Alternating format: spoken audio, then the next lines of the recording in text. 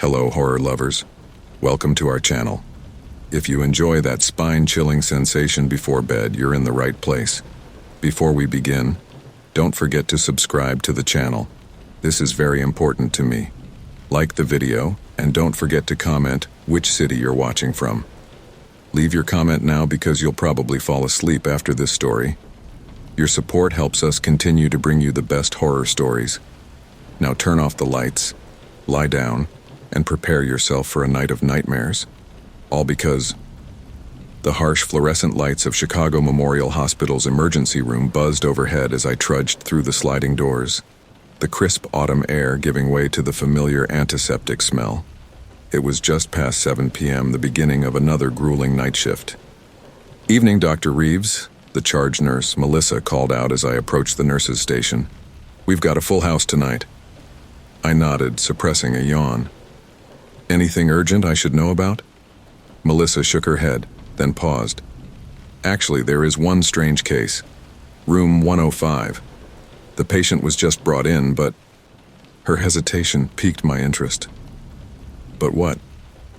"Well, according to his ID and our records, he died 3 days ago."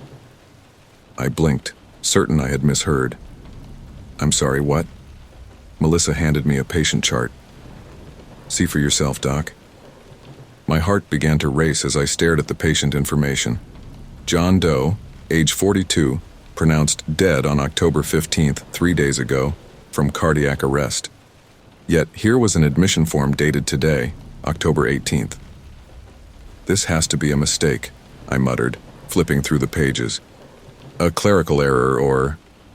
But as I read the notes from the paramedics who brought him in, a chill ran down my spine.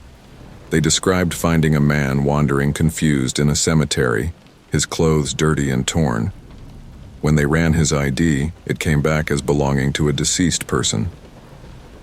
"Dr. Reeves?" Melissa's voice snapped me back to reality.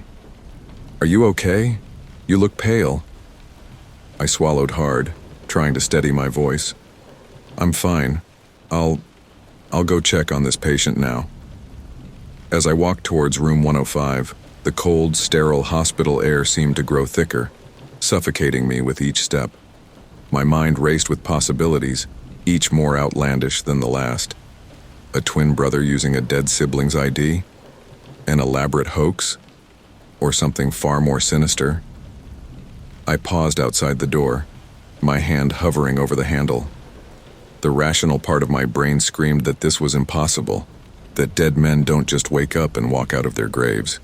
But another part, a part I didn't want to acknowledge, whispered that I was about to step into something that would change everything. Taking a deep breath, I pushed open the door. The sight that greeted me made my world tilt on its axis. There, sitting upright in the hospital bed, was a man who by all accounts should be lying cold in a morgue. His skin was pale, almost grayish, and dark circles ringed his sunken eyes. But he was undeniably, impossibly alive. "Hello?" the man said, his voice raspy and uncertain. "Can you tell me where I am?" I stood frozen in the doorway, my mind reeling as I struggled to form a coherent thought. This couldn't be happening. It defied every law of nature, every medical principle I'd ever learned. "Doctor?" the man prompted, snapping me out of my daze. I cleared my throat, forcing myself to step into the room and approach the bed. "Yes, sorry. I'm Dr. Reeves. You're at Chicago Memorial Hospital. Can you tell me your name?" The man furrowed his brow, confusion clouding his features. I'm not sure. Everything's so foggy." I nodded, trying to maintain a professional demeanor despite the surreal situation. "That's okay. Can you tell me the last thing you remember?" He closed his eyes, concentrating. Darkness, cold, and then light, bright light, and confusion. I was somewhere with stones, and then people in uniforms were talking to me, bringing me here.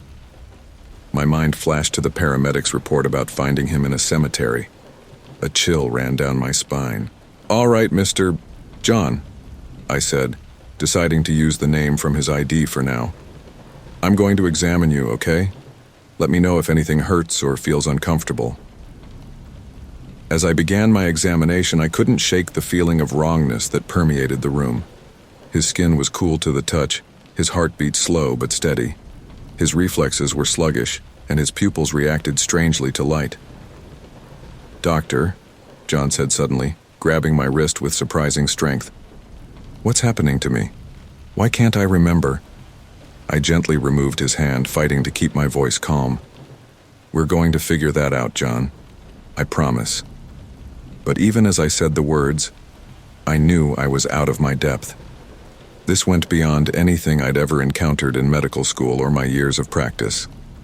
"I'm going to order some tests," I told him, backing towards the door. "Try to rest, and I'll be back to check on you soon." I practically fled the room, my heart pounding in my chest. Once in the hallway, I leaned against the wall, taking deep breaths to steady myself. "Dr. Reeves," a voice called out, making me jump. It was Dr. Sarah Chen, one of my colleagues. "Are you all right? You look like you've seen a ghost." I let out a strangled laugh.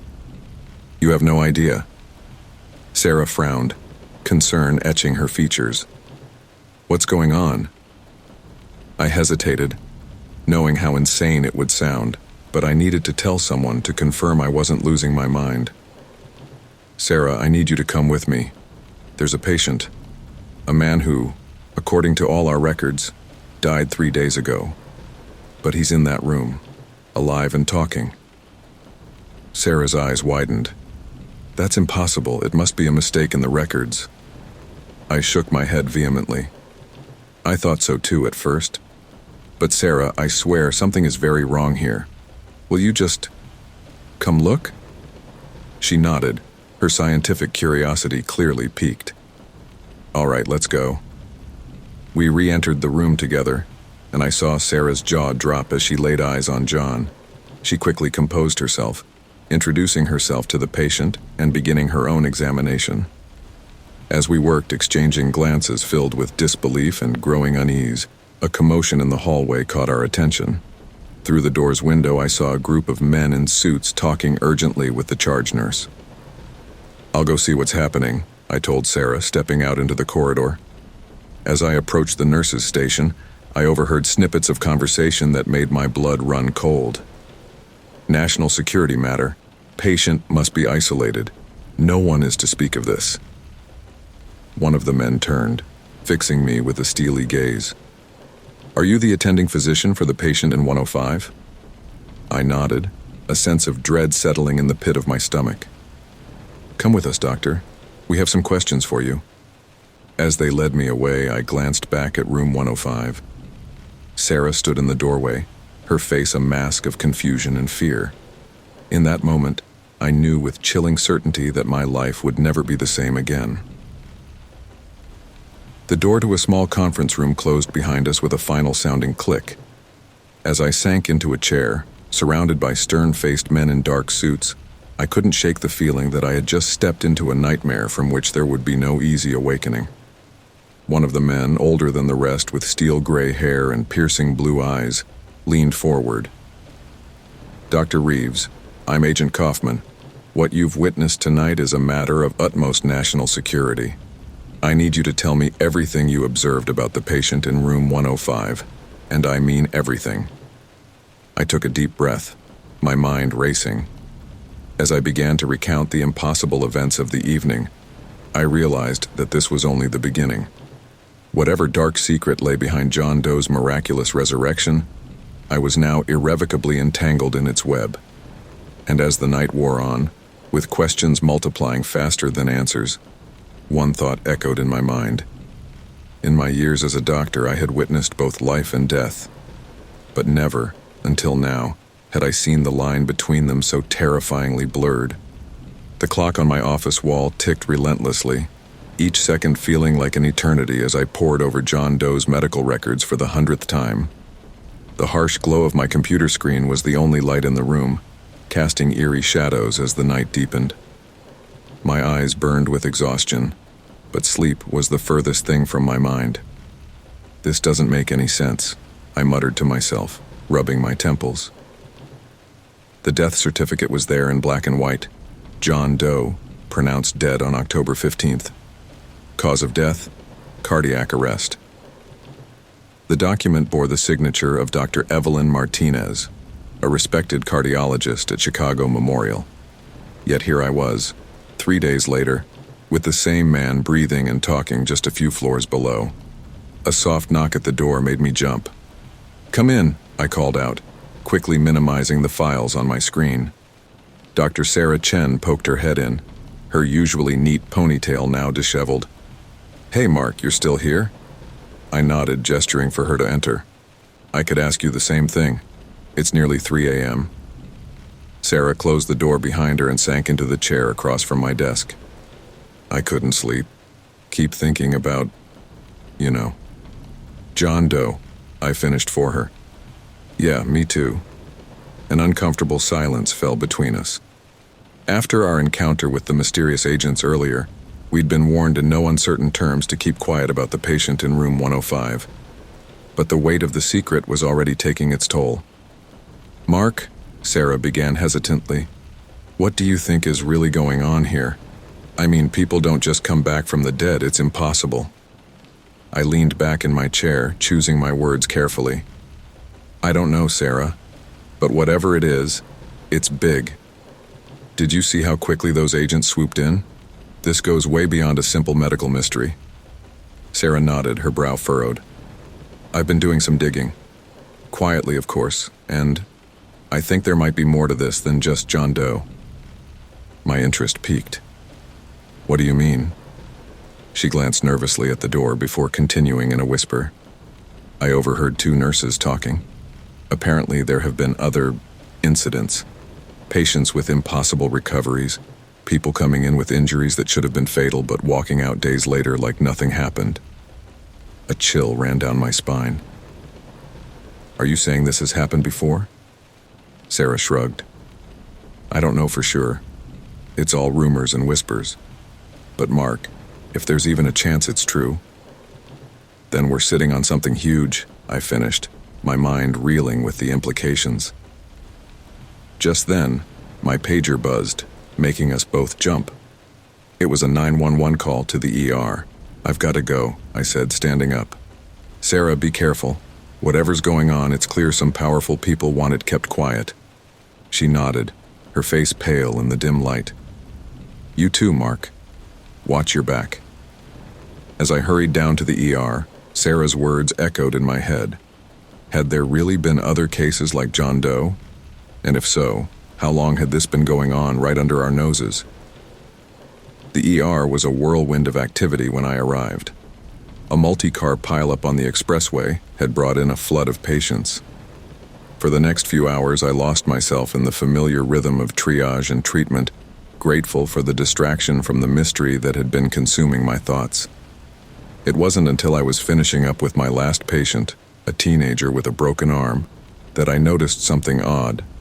Dr. Martinez, the same Dr. Martinez who had signed John Doe's death certificate, was huddled in a corner with one of the men in suits I recognized from earlier. Their conversation looked intense and neither seemed aware of their surroundings. Curiosity got the better of me. Pretending to be engrossed in my patient's chart, I edged closer, straining to catch snippets of their whispered exchange. "Can't keep this contained forever," Dr. Martinez was saying, her voice tight with stress. The suit replied in a low, menacing tone. "That's not your concern, Doctor. Just stick to the protocol and leave the rest to us." "But the ethical implications are not up for discussion," the man cut her off. "Remember what's at stake here." They fell silent as a nurse walked by, and when I glanced up again, they had disappeared. A knot of dread formed in my stomach. Whatever was going on, it was clear that Dr. Martinez was in deep, and possibly against her will. As my shift finally ended and I made my way to the locker room, I couldn't shake the feeling of being watched. Every shadow seemed to hide a potential threat. Every hushed conversation in the hallways felt laden with hidden meanings. I was so lost in my paranoid thoughts that I almost missed the small piece of paper that fluttered out of my locker when I opened it. My heart raced as I unfolded the note, its message sending a chill through my entire body. "You're not alone. Meet me in the west stairwell at midnight. Come alone, or not at all. The handwriting was unfamiliar, the paper unremarkable. I glanced around the empty locker room, half expecting to see someone lurking in the corners. But I was alone. Or at least, I appeared to be. As I changed out of my scrubs, my mind raced with possibilities. Who could have left the note? Was it a trap set by the mysterious agents? Or was there really someone else who knew what was going on and wanted to help? The rational part of my brain screamed that this was a bad idea. I should report the note, stick to the rules, keep my head down. But another part of me, the part that had driven me to become a doctor in the first place, the need to uncover the truth, to help people, whispered that this might be my only chance to get answers. I glanced at my watch. 11:30 p.m. I had half an hour to decide. The hospital corridors were eerily quiet as I made my way towards the west stairwell. Every footstep seemed to echo, and I found myself holding my breath as I turned each corner, expecting to be confronted at any moment. As I reached the stairwell door, I hesitated, my hand on the handle. Was I really going to do this? Cross a line that I might not be able to uncross? The memory of John Doe's confused, frightened face flashed in my mind. The hushed, threatening conversation between Dr. Martinez and the suit. The weight of the impossible secret I now carried. Taking a deep breath, I pushed open the door. The stairwell was dimly lit, shadows lurking in every corner. As the door closed behind me with a soft click, I realized I was completely alone. Had I made a terrible mistake? "Dr. Reeves," a voice called softly from above, making me jump. "I'm glad you came." I looked up to see a figure leaning over the railing a flight above me. As they descended the stairs, I recognized the face of Janet, one of the night shift nurses I'd worked with for years. "Janet?" I said, confusion and relief washing over me. "You left the note?" She nodded, her usually cheerful face grave. "I'm sorry for the cloak and dagger routine, but I couldn't risk being overheard. We don't have much time." "Time for what?" I asked, still trying to process the situation. "Janet, what's going on?" She glanced nervously up the stairwell before fixing me with an intense gaze. "You've seen it, haven't you? The man who came back? John Doe." I nodded slowly, my mouth suddenly dry. "How do you know about that?" "Because he's not the first," Janet whispered.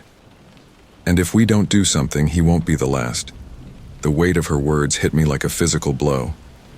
"So it's true," I breathed. "There have been others." Janet nodded grimly. "A handful over the past year. Always kept quiet, always whisked away by men in suits. But I've seen things, Dr. Reeves, terrible things, and I can't stay silent anymore." 1,000 questions raced through my mind, but before I could voice any of them, a door slammed somewhere above us. Janet's eyes widened in fear. "We're out of time. Meet me tomorrow night, same time, at the old warehouse on Kinsey Street. Come alone, and make sure you're not followed." Before I could protest, she was gone, slipping through a door and disappearing into the hospital's maze of corridors. I stood there in the stairwell, my heart pounding, feeling like I'd just stepped off a cliff with no idea how far the drop was or what waited at the bottom. As I made my way home in a daze, the events of the past 24 hours swirled in my mind. The impossible patient, the threatening agents, the cryptic meeting with Janet. Each piece of the puzzle only seemed to reveal a larger, more complex picture. I collapsed into bed, exhaustion finally overtaking me. But as I drifted off to sleep, one thought remained crystal clear. There was no turning back now. Whatever dark secrets lurked in the shadows of Chicago Memorial, I was determined to bring them into the light, no matter the cost. The next day passed in a blur of routine procedures and forced normalcy. I went through the motions of my rounds, all the while hyper-aware of every glance, every whispered conversation around me. The hospital I'd called home for years now felt like alien territory, filled with potential threats and hidden agendas. As night fell, I found myself in the parking garage, heart pounding as I scanned the area for any sign of surveillance. The old warehouse on Kinsey Street loomed in my mind, a beacon of answers, Or perhaps a trap waiting to be sprung. Going somewhere interesting, Dr. Reeves? I nearly jumped out of my skin at the sound of Dr. Chen's voice behind me. Sarah, I breathed, trying to calm my racing pulse. You startled me. She raised an eyebrow, taking in my nervous demeanor. Clearly. Everything okay? I hesitated, torn between the desire to confide in her and the warning to trust no one. Just heading home. Long day. Sarah's eyes narrowed slightly, unconvinced. Mark, if something's going on... It's fine, I cut her off. Perhaps too quickly. Really. I'll see you tomorrow, okay? As I drove towards Kinsey Street, guilt gnawed at me for shutting Sarah out. But Janet's warnings echoed in my mind. Come alone. Trust no one. The warehouse district was a ghost town at this hour, abandoned buildings looming like silent sentinels in the darkness. I parked a block away, killing the lights and sitting in the shadows for a long moment, questioning my sanity for being here. Finally, steeling my nerves, I made my way to the address Janet had given me. The warehouse looked like it hadn't been used in decades, windows boarded up, graffiti covering its walls. Janet? I called softly, pushing open a rusted side door. Are you here? Silence greeted me. The interior was pitch black, and I fumbled for my phone to use as a flashlight. Its beam cut through the darkness, revealing dust-covered machinery and long-abandoned workstations.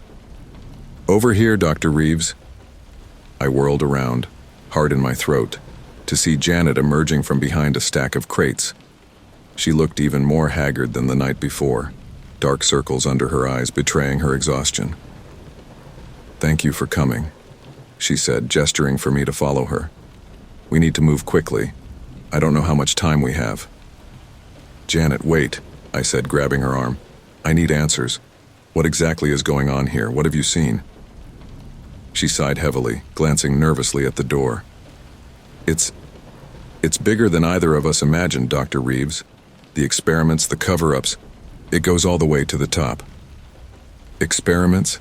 I echoed, a chill running down my spine. Janet nodded grimly. They're playing God, Dr. Reeves, bringing back the dead. But it's not natural. The people they bring back, they're not the same. My mind reeled, trying to process her words. But how? It's impossible. A sudden noise from outside cut me off. Janet's eyes widened in fear. They've found us, she whispered. Quick, this way.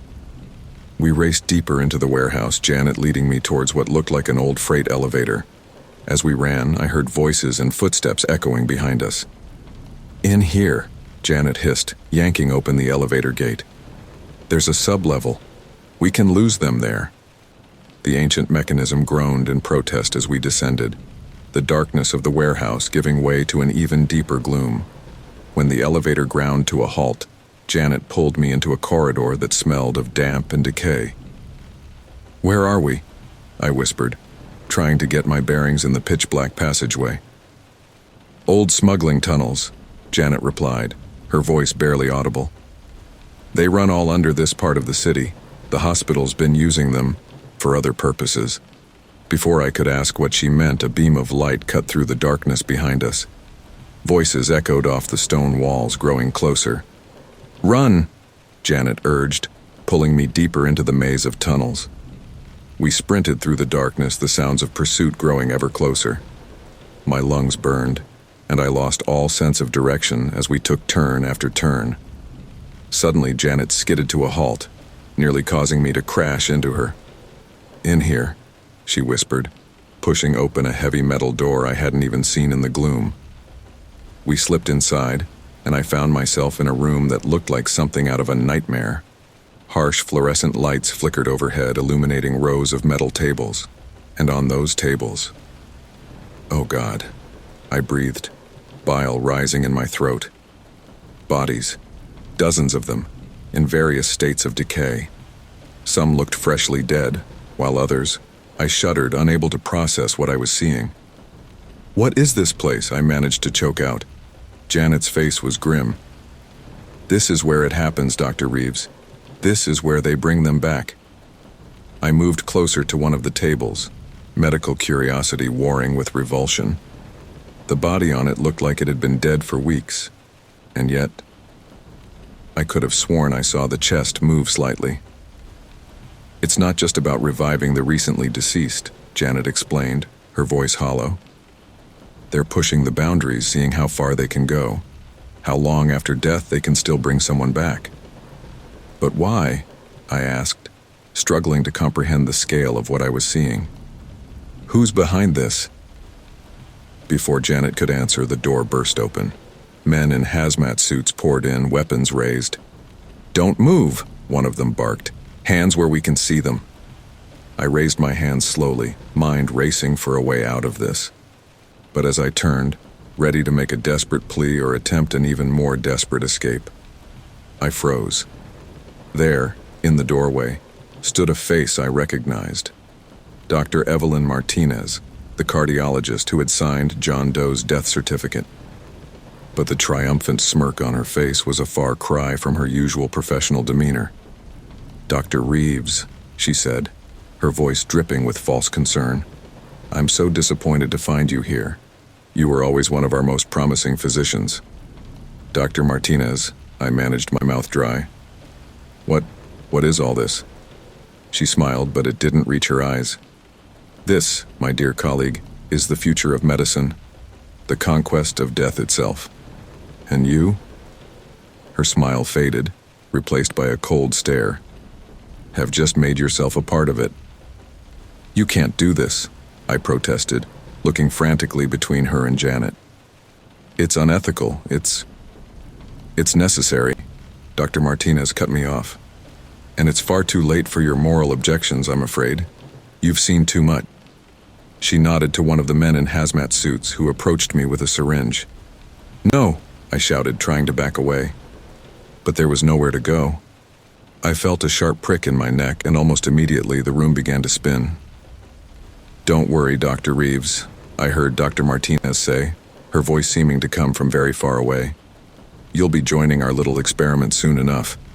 After all, we always need more volunteers." As darkness claimed me, my last coherent thought was of John Doe and the horrifying realization that I was about to share his fate. I woke with a gasp, my head pounding and mouth dry as cotton. For a moment I couldn't remember where I was or how I'd gotten there. Then it all came flooding back. The warehouse and the tunnels, the room full of bodies. Panic seized me as I tried to move, only to find myself strapped to one of the cold metal tables I'd seen earlier. The harsh lights above made me squint, and I could hear the low hum of machinery somewhere nearby. "Ah, Dr. Reeves. Welcome back to the land of the living. For now, at least." Dr. Martinez's voice sent a chill through me. I turned my head to see her standing beside my table, clipboard in hand, looking for all the world like this was just another routine examination.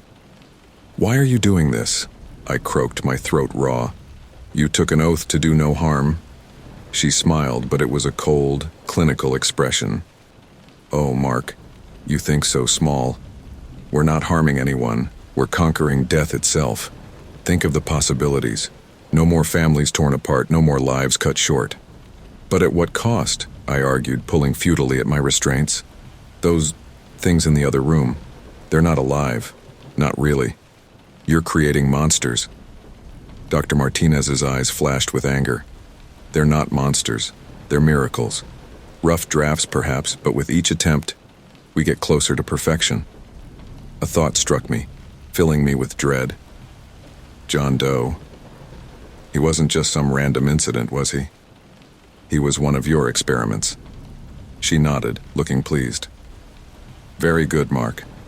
Yes, John was one of our more successful attempts, but he wasn't quite ready for full reintegration. That's why we had to recall him. And now, what happens to me?" Dr. Martinez patted my arm in a mockery of comfort. "Now, my dear colleague, you get to help us push the boundaries even further. Your medical knowledge, combined with your unique perspective as both doctor and subject, will be invaluable." Horror washed over me as I realized what she was saying. "You're going to kill me." "Oh, not permanently," she assured me, as if that made it better. Think of it as a temporary setback on the path to immortality. As she spoke, more figures in hazmat suits entered the room, wheeling in trays of equipment that looked like a nightmarish fusion of medical instruments and arcane devices. "Now then," Dr. Martinez said, picking up a syringe filled with an ominous dark liquid. "Shall we begin?" I struggled against my bonds, knowing it was futile but unable to simply lie there and accept my fate. "You won't get away with this," I growled. "Someone will find out. They'll stop you." Dr. Martinez's laugh was chilling. "My dear Dr. Reeves, who do you think is funding this research? The hospital board? The government? Powerful people want what we're developing here. No one is coming to save you." As she brought the needle closer to my arm, I closed my eyes, silently apologizing to my family, to Sarah, to all the people I was leaving behind. But as I felt the sharp prick of the needle, a commotion erupted outside the room. Shouts and the sound of gunfire echoed through the facility. Dr. Martinez's head snapped up, her eyes wide with alarm. "What's happening?" she demanded of one of her assistants. Before anyone could answer, the door burst open. To my utter shock, I saw Sarah Chen leading a group of armed police officers into the room. "FBI, everyone freeze!" Sarah shouted, her gun trained on Dr. Martinez. As chaos erupted around me, with Martinez and her team being subdued and arrested, Sarah rushed to my side, quickly working to undo my restraints. "Sarah," I gasped, still barely able to believe what I was seeing. "How?"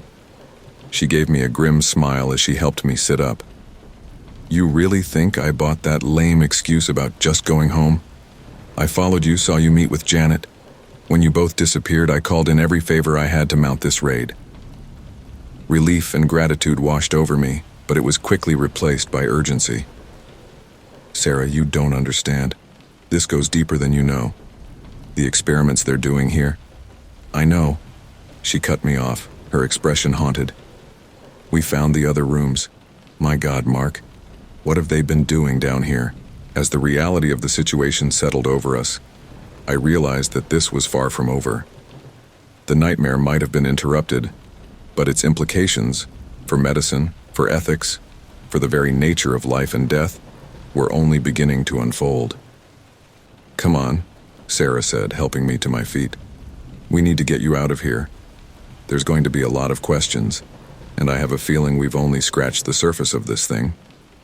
As we made our way out of the facility, surrounded by the controlled chaos of the FBI raid, I couldn't shake the feeling that we'd opened Pandora's box. Whatever horrors we'd uncovered here, whatever impossible science had been unleashed, one thing was certain: the world as we knew it would never be the same again. The harsh fluorescent lights of the FBI interrogation room buzzed incessantly, matching the chaotic hum of thoughts in my head. I'd lost track of how long I'd been sitting here, recounting every detail of the past few days to a rotating cast of stern-faced agents. The coffee in front of me had long since gone cold, untouched. Special Agent Daniels, a no-nonsense woman with sharp eyes and an even sharper wit, leaned forward. "Let's go over this one more time, Dr. Reeves. You're saying that Chicago Memorial Hospital, one of the most prestigious medical institutions in the country, has been conducting illegal resurrection experiments?" I rubbed my temples, exhaustion seeping into my bones. "Yes, that's exactly what I'm saying.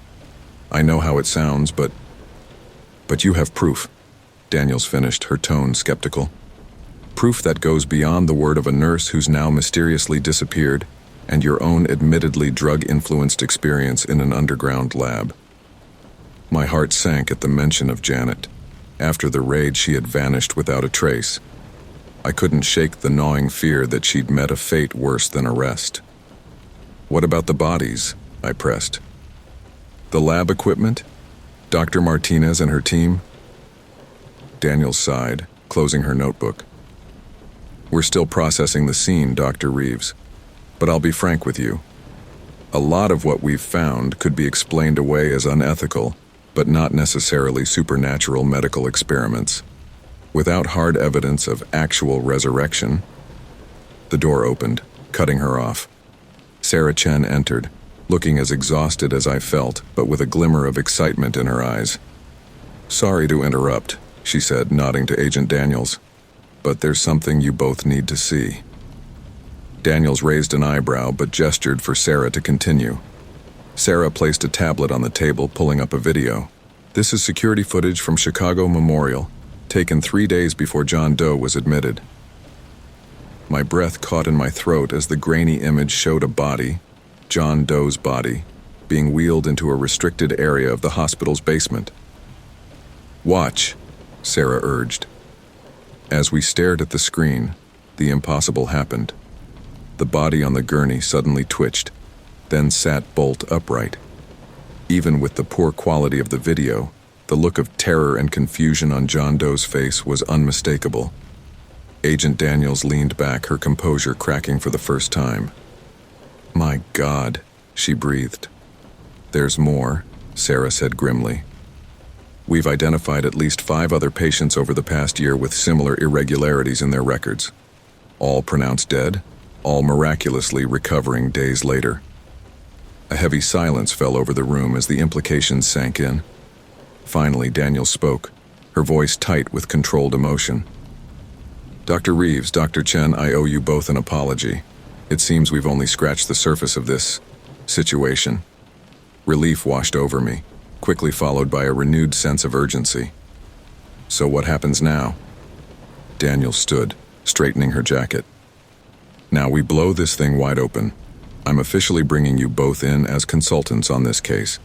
Your medical expertise will be crucial in understanding exactly what we're dealing with." As we left the interrogation room, my mind reeled with questions. But one thought overshadowed all others. I needed to talk to Sarah alone. We found a quiet corner of the bustling FBI field office.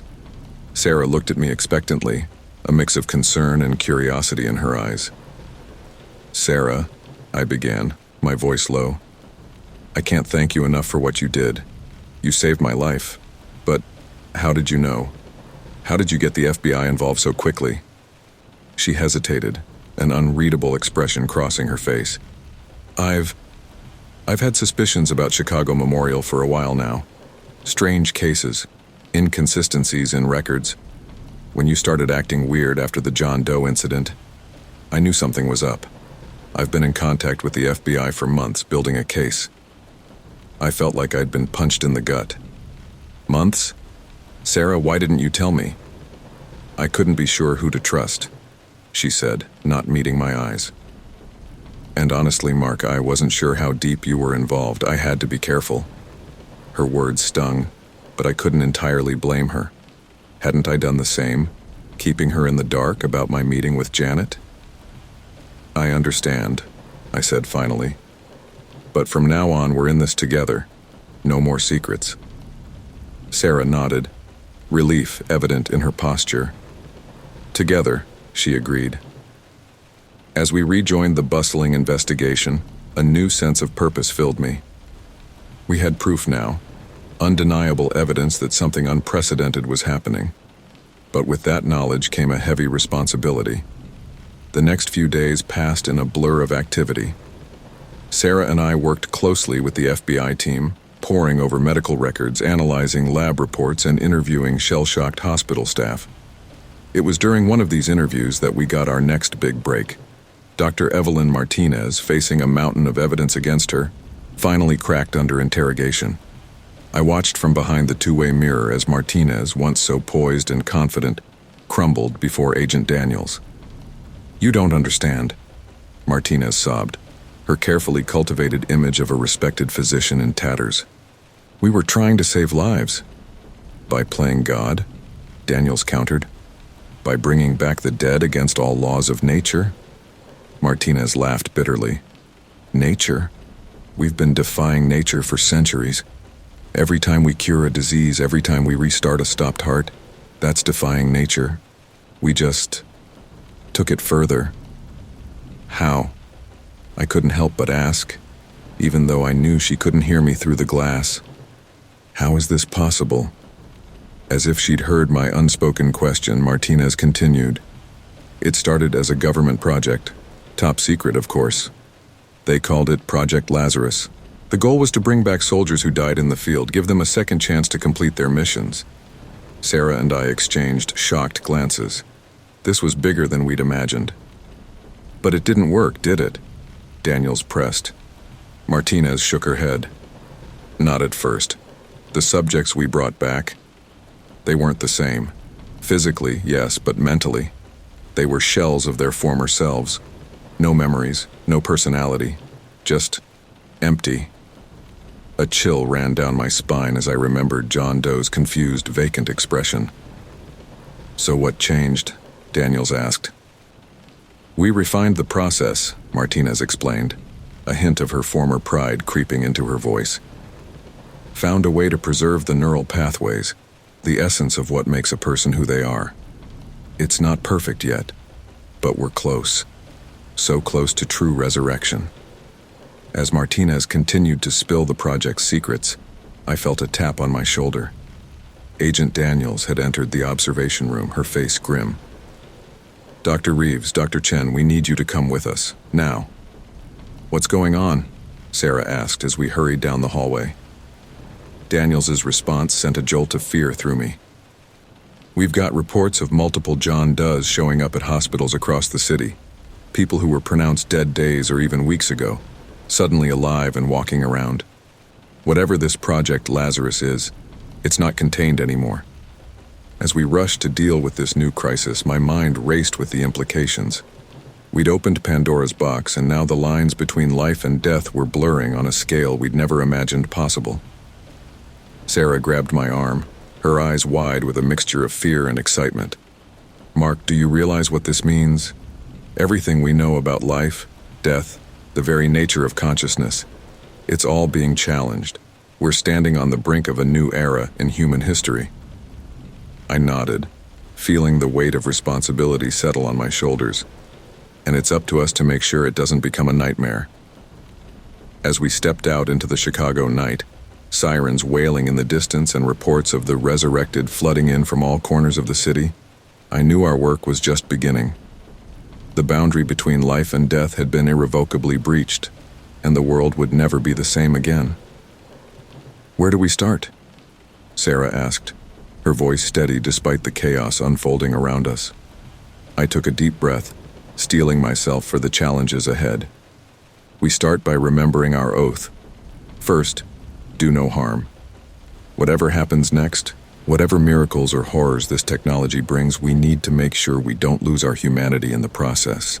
As we climbed into an FBI vehicle, ready to face the unknown, I couldn't shake the feeling that we were embarking on the most important journey of our lives, one that would redefine the very meaning of life and death.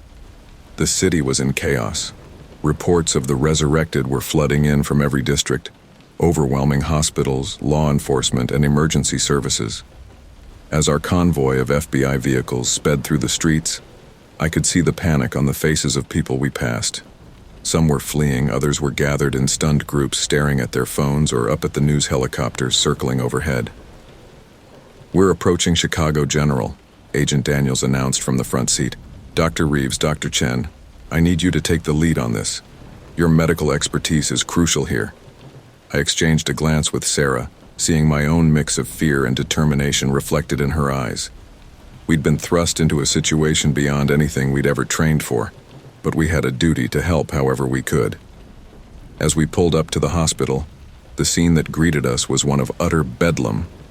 The emergency room entrance was swarming with people, some clearly patients, others looking lost and confused in a way that made my stomach churn. These must be the resurrected. We pushed our way through the crowd, flashing the temporary FBI credentials we'd been issued. Inside, the chaos was even worse. Every bed was full, with more patients lining the hallways. Dr. Amanda Patel, the chief of emergency medicine and an old colleague, rushed up to us, her face etched with stress and confusion. Mark? Sarah? Thank God you're here. What the hell is going on? I took a deep breath, knowing how insane our explanation would sound. Amanda, I need you to listen carefully. Those patients you've been getting, the ones who were supposedly dead? She nodded, her eyes widening. You know something about this? Sarah stepped in, her voice low and urgent. They're the result of a secret government project. Experimental resurrection technology. It's real, Amanda, and it's not contained anymore. Dr. Patel staggered back, bracing herself against the wall. That's impossible. You can't be serious. I wish we weren't, I said grimly. But right now, we need to focus on managing this crisis. What can you tell us about the patient's conditions? Shaking her head as if to clear it, Dr. Patel snapped back into professional mode. They're disoriented, confused. Vitals are stable but off. Slightly lower body temperature, sluggish reflexes, and their brain scans, I've never seen anything like it. We need to see those scans, Sarah said, and we need to start categorizing the patients. How long they were dead, method of resurrection if we can determine it, current symptoms. As we started to organize a triage system, a commotion near the entrance caught our attention. A man was shouting, his voice rising above the general din. "That's my wife. I don't care what you say, that's Ellen." We rushed over to find a middle-aged man trying to push past security to reach a bewildered-looking woman on a gurney. "Sir, please calm down," I said, stepping between them. "We're trying to help everyone here. Can you tell me what's going on?" The man turned to me, his eyes wild with a mix of hope and fear. "My wife, Ellen, she died 2 weeks ago. Cancer. But that's her. She's alive." I looked at the woman on the gurney. She did match the description of a recently deceased patient, but her eyes were vacant, uncomprehending. "Ellen," I said gently, "do you know where you are?" She blinked slowly, her brow furrowing. I don't... Who are you? Who am I?" The man let out a choked sob. "Ellen, it's me. It's Robert. Your husband." No recognition flickered in the woman's eyes. I pulled Robert aside, speaking in low, urgent tones. "Sir, I know this is incredibly difficult, but we're dealing with a very complex and unprecedented situation here. Your wife, she may physically be here, but we don't yet understand the full implications of what's happened. Her memories, her sense of self, they might not have come back with her." Robert's face crumpled. "But she's alive. After all this time praying for a miracle, isn't that enough?" I had no answer for him. The ethical implications of what we were facing were staggering. Was this really resurrection? Or were we dealing with empty shells, devoid of the essence that made them who they were? As the night wore on, we worked tirelessly to manage the influx of patients, catalog symptoms, and try to make sense of the impossible situation we found ourselves in. Sarah and I pored over brain scans, blood work, and any other data we could gather. "Mark, look at this," Sarah called out, gesturing me over to her workstation. "These neural patterns, they're like nothing I've ever seen. It's as if their brains are rewiring themselves." I leaned in, studying the scans. Could this be the process of memories reforming, of consciousness reasserting itself? Before Sarah could answer, Agent Daniels burst into the room, her face grim. "We've got a problem," she announced. "The media's gotten wind of what's happening. It's about to go global." As if on cue, the TVs in the waiting room flicked to breaking news. A somber-faced anchor appeared on screen. "We interrupt this broadcast with shocking news. Reports are coming in from around the world of a phenomenon that can only be described as resurrection. Individuals previously confirmed dead have been appearing alive, in scenes reminiscent of a zombie apocalypse movie. But this is no film. This is reality." The room fell silent as everyone, staff and patients alike, turned to watch. Government officials have yet to comment on the situation, but rumors are circulating of a classified project called Lazarus that may be responsible for these events. The ethical, religious, and societal implications of this development are staggering. The very definition of death itself is now in question. I turned to Sarah and Agent Daniels, the weight of our responsibility crushing down on me. "What do we do now?" Daniels' phone buzzed. She glanced at it, her expression darkening further. That was my superior. "The president is about to make an address to the nation, and they want you two there." Us? Sarah exclaimed. Why? Because right now, you're the closest things we have to experts on this situation, Daniels replied. The world is panicking. We need voices of reason, of science, to help people understand what's happening. As we were ushered out of the hospital and into a waiting helicopter, my mind raced with the enormity of what was unfolding. The Hippocratic oath echoed in my head. First, do no harm. But in this new world where the line between life and death had been irrevocably blurred, what did that even mean anymore? The chopper lifted off, carrying us toward Washington, D.C., and a future none of us could have imagined. Below us, the city lights twinkled, deceptively normal, but nothing would ever be normal again. Sarah gripped my hand, shouting over the roar of the rotors. Whatever happens, we're in this together, right? I nodded, squeezing her hand in return. Together. Someone has to be the voice of reason in all this madness. As the helicopter sped towards the Capitol, I couldn't shake the feeling that we were flying not just across the country, but into a new era of human history. An era where death was no longer the final word, but where the cost of that victory might be higher than anyone could have imagined. The ethical dilemmas we'd face, the questions of identity, of the nature of the soul itself, these would be the challenges that would define not just our careers, but the very future of humanity. First, do no harm, I whispered to myself, as the lights of Washington came into view. But in a world where the dead walk again, where the boundaries of life and death have been shattered, what does harm truly mean? And who gets to decide? As we descended towards the White House, I steeled myself for the battle ahead. A battle not with guns or fists, but with ideas, with ethics, with the very foundations of what it means to be human. Whatever came next, I knew one thing for certain. The world would never be the same again. The bright lights of the press room were blinding as Sarah and I stood behind the podium, flanking the President of the United States. The room was packed with journalists, all clamoring for answers to questions that, just days ago, would have seemed impossible. President Eleanor Harlow, her face etched with the gravity of the situation, addressed the nation and the world. My fellow Americans and citizens of the world, we stand at a moment unprecedented in human history. The boundary between life and death, once thought impenetrable, has been breached. She paused, letting the weight of her words sink in. Project Lazarus, a classified government initiative aimed at pushing the boundaries of medical science, has yielded results beyond our wildest expectations and our gravest fears. People once declared dead are returning to life, but this miracle comes with profound questions and challenges. The President turned to us. I have with me Dr. Mark Reeves and Dr. Sarah Chen, two of our nation's foremost experts on this developing situation.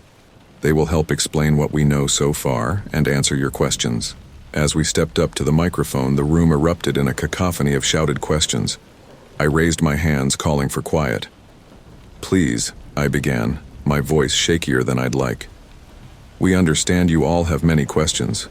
We'll do our best to answer them, but I must stress that we are in uncharted territory here. Much of what we're dealing with is still unknown. A reporter in the front row stood. Dr. Reeves, can you explain exactly what's happening to these resurrected individuals? Are they really the same people they were before death? I exchanged a glance with Sarah before answering. Physically, yes. Their bodies are functioning, albeit with some anomalies we're still studying. Mentally and emotionally, it's more complicated. Many are experiencing severe memory loss and confusion. We're seeing signs of neural regeneration, but it's a slow process. Another journalist called out, Dr. Chen, what are the implications for our understanding of death? Is it no longer permanent? Sarah leaned into the microphone. That's a profound question with no easy answer. What we're seeing challenges everything we thought we knew about the finality of death. However, it's crucial to understand that this process is not natural. It's the result of highly advanced and experimental technology. We're not seeing spontaneous resurrections. The questions continued rapid fire. Is this happening worldwide? How many people have been resurrected? Is there a time limit on how long someone can be dead before this process works? What are the ethical implications? Who decides who gets brought back? We did our best to answer, emphasizing the preliminary nature of our understanding and the ongoing investigations. As the press conference wound down, I could feel the weight of the world's expectations settling on our shoulders. After what felt like hours, we were finally ushered out of the press room and into a private office. President Harlow joined us, her composed public face giving way to exhaustion. "Thank you both," she said, sinking into a chair. "I know we've thrown you into an impossible situation, but your expertise is crucial right now." Sarah spoke up, her voice tight with barely contained emotion. "Madam President, we need to talk about the ethical implications of Project Lazarus, the power to bring back the dead. It's too much for any one person or government to control." The president nodded gravely. "I couldn't agree more, Dr. Chen. That's why I'm forming a global task force to address this crisis. I want you both on it." My head spun at the implications. "A global task force? You mean?" "Yes, Dr. Reeves. We're sharing everything we know about Project Lazarus with the international community. This is bigger than any one nation. We need the world's best minds working together if we're going to navigate this new reality." As we left the White House, heading to a secure facility where we'd begin our work with the task force, the enormity of what lay ahead began to sink in. The next few weeks were a whirlwind of activity. Scientists, ethicists, religious leaders, and policymakers from around the world converged to grapple with the implications of Project Lazarus. Sarah and I found ourselves at the center of it all, our medical expertise in high demand as we studied the resurrected and tried to understand the process that had brought them back. One morning, about a month into our work, I was reviewing data in our lab when Sarah burst in, her eyes wide with excitement. "Mark, you need to see this." She pulled me to a monitoring station where we'd been observing one of the first resurrected patients, a woman named Claire, who had been dead for nearly a week before being brought back. "Watch," Sarah said, pointing to the brain activity readout. As I stared at the screen, I saw patterns begin to emerge, patterns that looked remarkably like normal cognitive function. "Is that?" I began, hardly daring to hope. Sarah nodded, a smile breaking across her face. "She's remembering, Mark. Her neural pathways are reforming. It's slow, but it's happening." Just then, an alert sounded from Claire's room. We rushed in to find her sitting up in bed, her eyes clear and focused for the first time since her resurrection. Where am I?" she asked, her voice hoarse from disuse. I approached slowly, trying to contain my excitement. "Claire, do you know who you are?" She frowned, concentrating. "I'm Claire Simmons. I was dead, wasn't I?" The implications of this breakthrough were staggering. If the resurrected could regain their memories, their sense of self, it changed everything. As word of Claire's recovery spread, it brought new hope and new complications. Families who had been grappling with the return of loved ones who didn't recognize them now faced the possibility of true reunions. But it also raised difficult questions about the nature of identity and the continuity of consciousness. The ethical debates that had been raging since the beginning of the crisis took on new urgency. If we could bring people back with their memories intact, who gets to make that choice? How do we handle legal issues like inheritance and marriage when death is no longer permanent? Religious leaders wrestled with the theological implications. Was this a miracle or an abomination? What did it mean for concepts of the afterlife? One evening, as Sarah and I were leaving the lab after another long day, we ran into Dr. Evelyn Martinez. She had been released from custody to assist with the research, her expertise deemed too valuable to waste behind bars. "Doctors Reeves and Chen," she greeted us, her tone neutral. "Congratulations on your breakthrough with Claire Simmons." I nodded stiffly, still uncomfortable with Martinez's presence given her role in the original Project Lazarus. "Dr. Martinez," Sarah replied coolly. I assume you've seen the latest data? Martinez's eyes gleamed with the familiar excitement of scientific discovery. I have. It's remarkable. We're on the verge of perfecting the process. Soon, we might be able to bring people back with minimal memory loss, minimal confusion. Just think of the possibilities. I couldn't help but interject. The possibilities? Dr. Martinez, have you considered the ethical implications of what you're proposing? The power to decide who lives and who stays dead? It's too much. Martinez's expression hardened. Ethics? We're talking about conquering death itself, Dr. Reeves.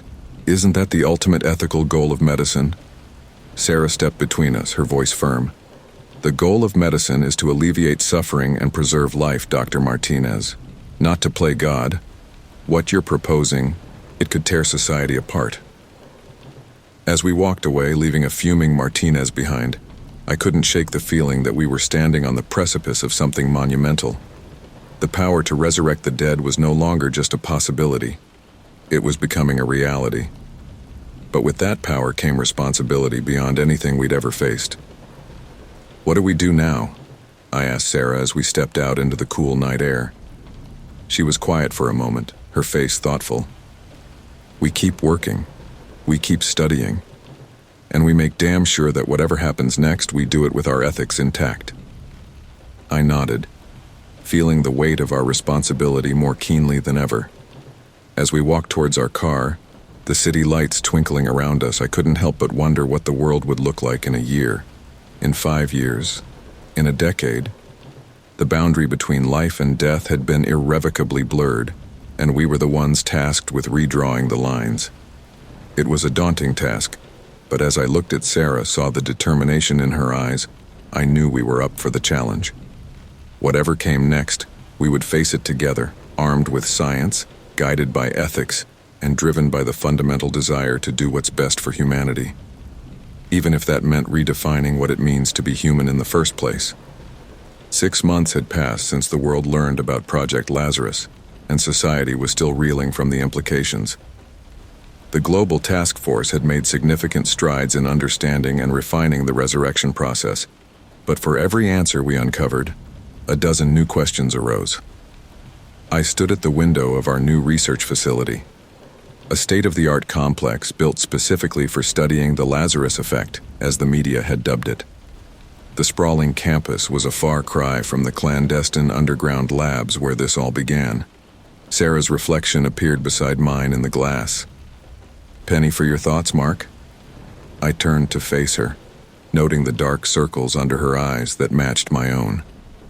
We'd both been working around the clock, pushing the boundaries of science and ethics further than ever before. Just thinking about how much has changed, I replied. Remember when our biggest concern was making sure we didn't lose any patients during a difficult surgery? Sarah chuckled, but it was a sound tinged with weariness. Those were simpler times. Now we're literally bringing people back from the dead. Our conversation was interrupted by a knock at the door. Dr. Aisha Malik, our brilliant neuroscientist colleague, entered with a tablet in hand and excitement in her eyes. You're going to want to see this, she said, swiping through data on her screen. We've made a breakthrough in memory retention during the resurrection process. We gathered around as Aisha explained. We've identified a way to preserve synaptic connections during the reanimation process. In our latest trials, subjects are retaining up to 85% of their pre-death memories. The implications were staggering. Up until now, most of the resurrected had struggled with severe memory loss, often unable to recall their own identities. This is incredible, Sarah breathed. With this level of memory retention, we're looking at true continuation of consciousness. I felt a mix of awe and trepidation. It's a game changer, but it also opens up a whole new set of ethical dilemmas. If we can bring people back with their memories intact, who gets to make that choice? And what about people who don't want to come back? Before anyone could respond, an alarm blared through the facility. Red lights flashed in the hallway, and a voice came over the intercom. Code Black. All personnel report to emergency stations. This is not a drill. Repeat, Code Black. We exchanged alarmed glances. Code Black was reserved for the gravest of situations, a breach in our containment protocols. As we raced towards the main lab, chaos erupted around us. Staff members were running in all directions, some looking panicked, others grimly determined. We burst into the lab to find Dr. Martinez standing over a body on an examination table. But this was no ordinary cadaver. It was moving, struggling against its restraints. "What have you done?" I demanded, rushing forward. Martinez turned, her eyes wild with a mixture of triumph and fear. "I've done it, Dr. Reeves. I've perfected the process. This subject was dead for over a month, and look, full cognitive function, complete memory retention." The person on the table, a man in his 40s, was indeed fully conscious, his eyes darting around the room in panic. "Let me go!" he shouted. "I'm not supposed to be here. I remember dying. I remember everything." Sarah pushed past Martinez to the man's side. "Sir, please try to calm down. I'm Dr. Chen. Can you tell me your name?" "James," he gasped. "James Holbrook. I died. Car accident. I saw a light. I was at peace. Why did you bring me back?" The anguish in his voice was palpable, and I felt a surge of anger towards Martinez. "You had no right," I hissed at her. "This goes against every protocol we've established." Martinez's face hardened. "Protocols? We're on the verge of conquering death itself, and you're worried about protocols? This is the next step in human evolution." "Evolution?" Sarah interjected, her voice sharp. "Or playing God? Did you even consider the psychological impact on someone who remembers their own death?" As we argued, more alarms began to sound. Dr. Malik, who had been monitoring the facility's systems, called out an alarm. "We've got multiple breaches.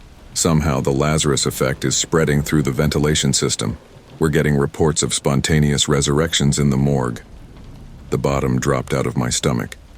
This was our worst-case scenario. The Lazarus effect becoming airborne, potentially triggering uncontrolled resurrections. "We need to evacuate and contain this now," I ordered, slipping into crisis mode. "Sarah, stay with James. Try to keep him calm. Dr. Malik, initiate full lockdown protocols. Martinez, you're coming with me to the morgue." As we raced through the facility, the full impact of what was happening began to sink in. If the Lazarus effect had truly become airborne, it could spread beyond our walls. The implications were almost too horrifying to contemplate. We reached the morgue to find a scene of utter chaos.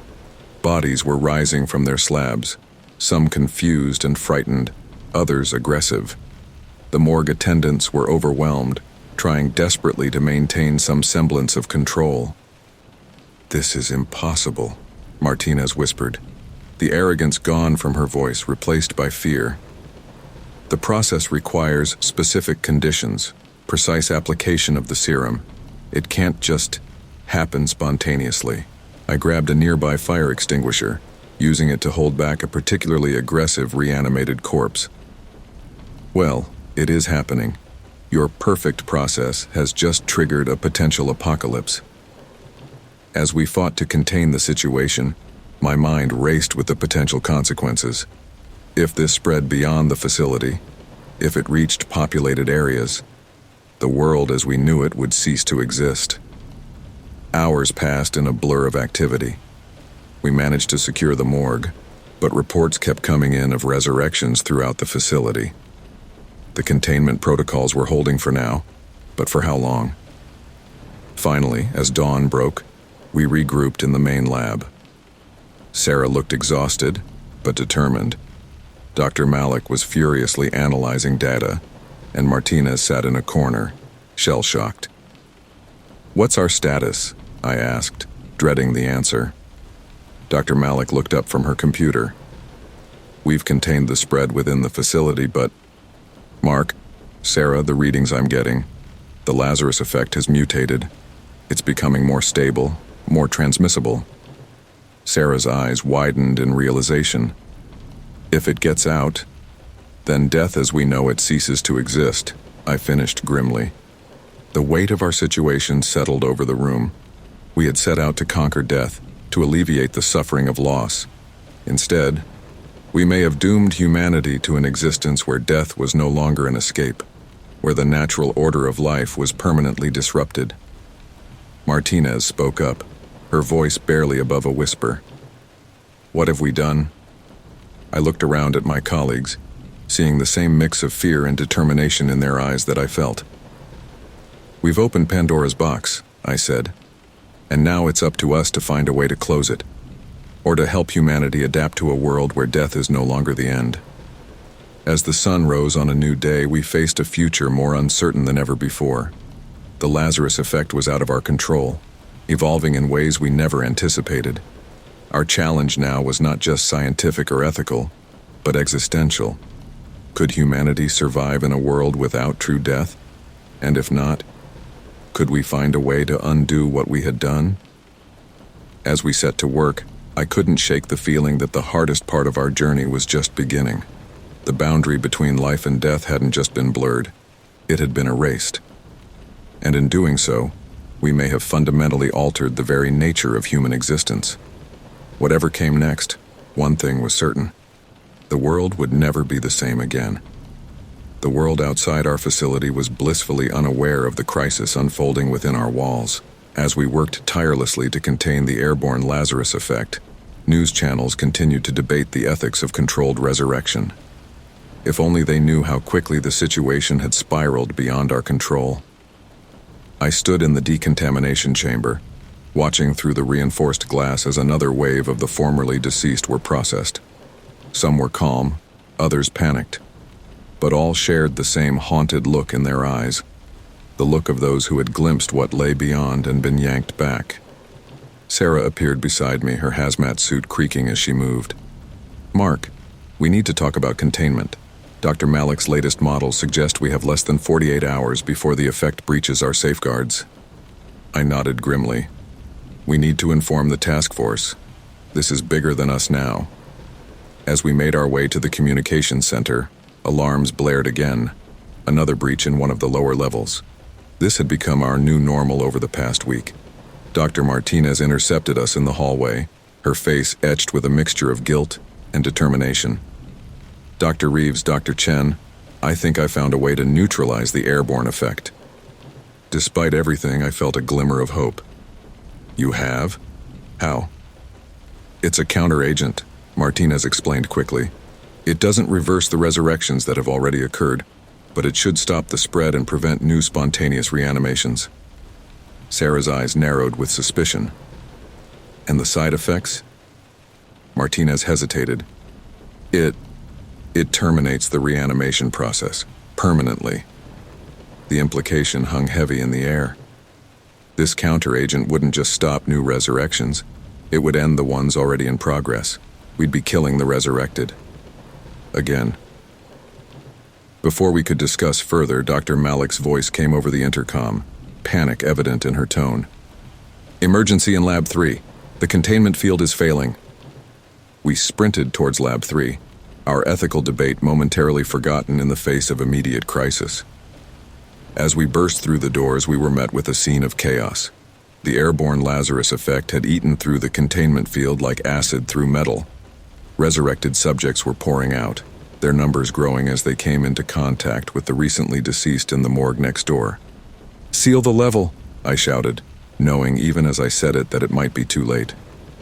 As security teams scrambled to lock down the area, I turned to Martinez.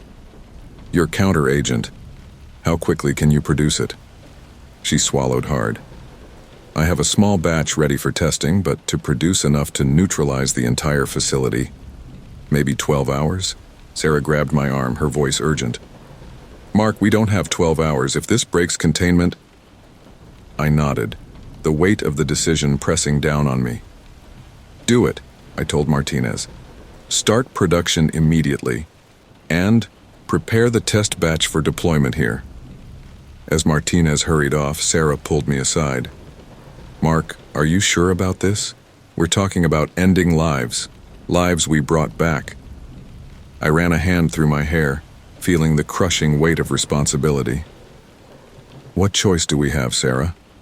If this gets out, it's not just about the people we've resurrected. It's about potentially ending death for everyone. Forever. Can you imagine what that would do to the world? Before she could respond, one of the resurrected subjects approached us, a woman in her 60s who had been one of our first successful patients weeks ago. "Dr. Reeves," she said, her voice calm despite the chaos around us. I couldn't help but overhear. "You're planning to end this, aren't you?" I nodded slowly. "Mrs. Goldstein, I'm so sorry. We never meant for any of this to happen." She smiled sadly. "I know, dear. And I want you to know. It's okay. Many of us, we're not meant to be here. We had our time. What's happening now? It's not natural." Tears pricked at my eyes. "But we brought you back. We gave you another chance at life. And I'm grateful for the chance to say goodbye to my family properly," Mrs. Goldstein replied. "But this isn't life, Dr. Reeves. It's a half-existence. We don't belong here anymore."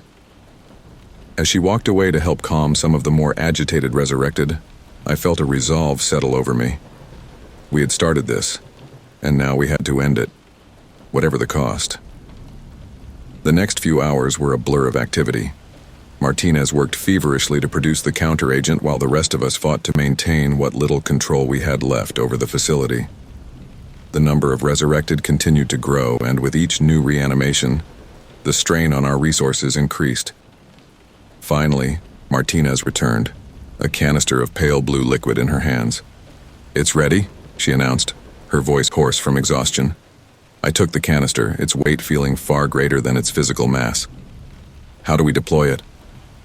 "The ventilation system," she replied. "It needs to be aerosolized to counteract the airborne effect." As we made our way to the environmental control room, alarms blared once again. Dr. Malik's voice came over the speakers, terror evident in her tone. "Breach in the main atrium. The effect has reached the upper levels. We have civilians in the building." My blood ran cold. We had a skeleton staff of non-essential personnel on the upper floors, people who had no idea of the true nature of our work. "Sarah, go," I said quickly. "Try to evacuate as many as you can. I'll deploy the counteragent." She hesitated for a moment, then nodded, squeezing my hand before racing off towards the atrium. In the control room, I worked with Martinez to integrate the counteragent into the ventilation system. As we prepared to release it, a thought struck me. "Wait," I said. "If we do this, we'll be exposed too. We could lose our own immunity to death." Martinez looked at me, a mix of fear and resignation in her eyes. "It's the only way, Dr. Reeves. We have to stop this, whatever the cost." Taking a deep breath, I initiated the sequence. A fine mist began to pour from the vents, filling the air with a faint, sweet scent. For a moment, nothing seemed to happen. Then, gradually, we began to hear it. Cries of confusion, then relief, then silence. We made our way back to the main lab, passing by rooms filled with now truly deceased bodies. The resurrected had returned to their eternal sleep, this time for good. In the atrium, we found Sarah coordinating with emergency services. The civilians had been evacuated, but a few had been exposed to the Lazarus effect before the counteragent was deployed. "What do we tell them?" Sarah asked as we approached. "How do we explain what happened here?" I looked out at the dazed survivors, at the body bags being wheeled out, at the hazmat team swarming the building. "The truth," I said finally. "Or at least, part of it. The world deserves to know the risks we took, the line we crossed.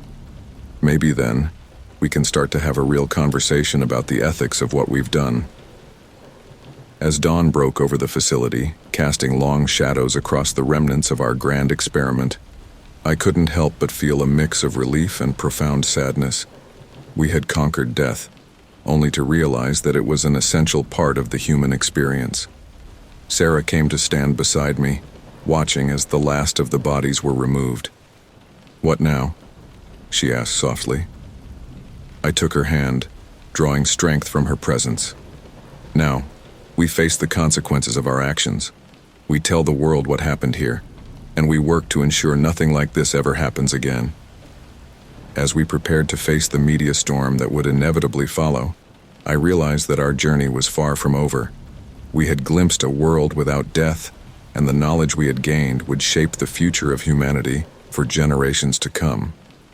The Lazarus effect was contained, but its impact would be eternal. In trying to conquer death, we had gained a new appreciation for the preciousness of life and the importance of its natural end. We moved silently through the hospital's dark corridors, our hearts pounding with fear and excitement.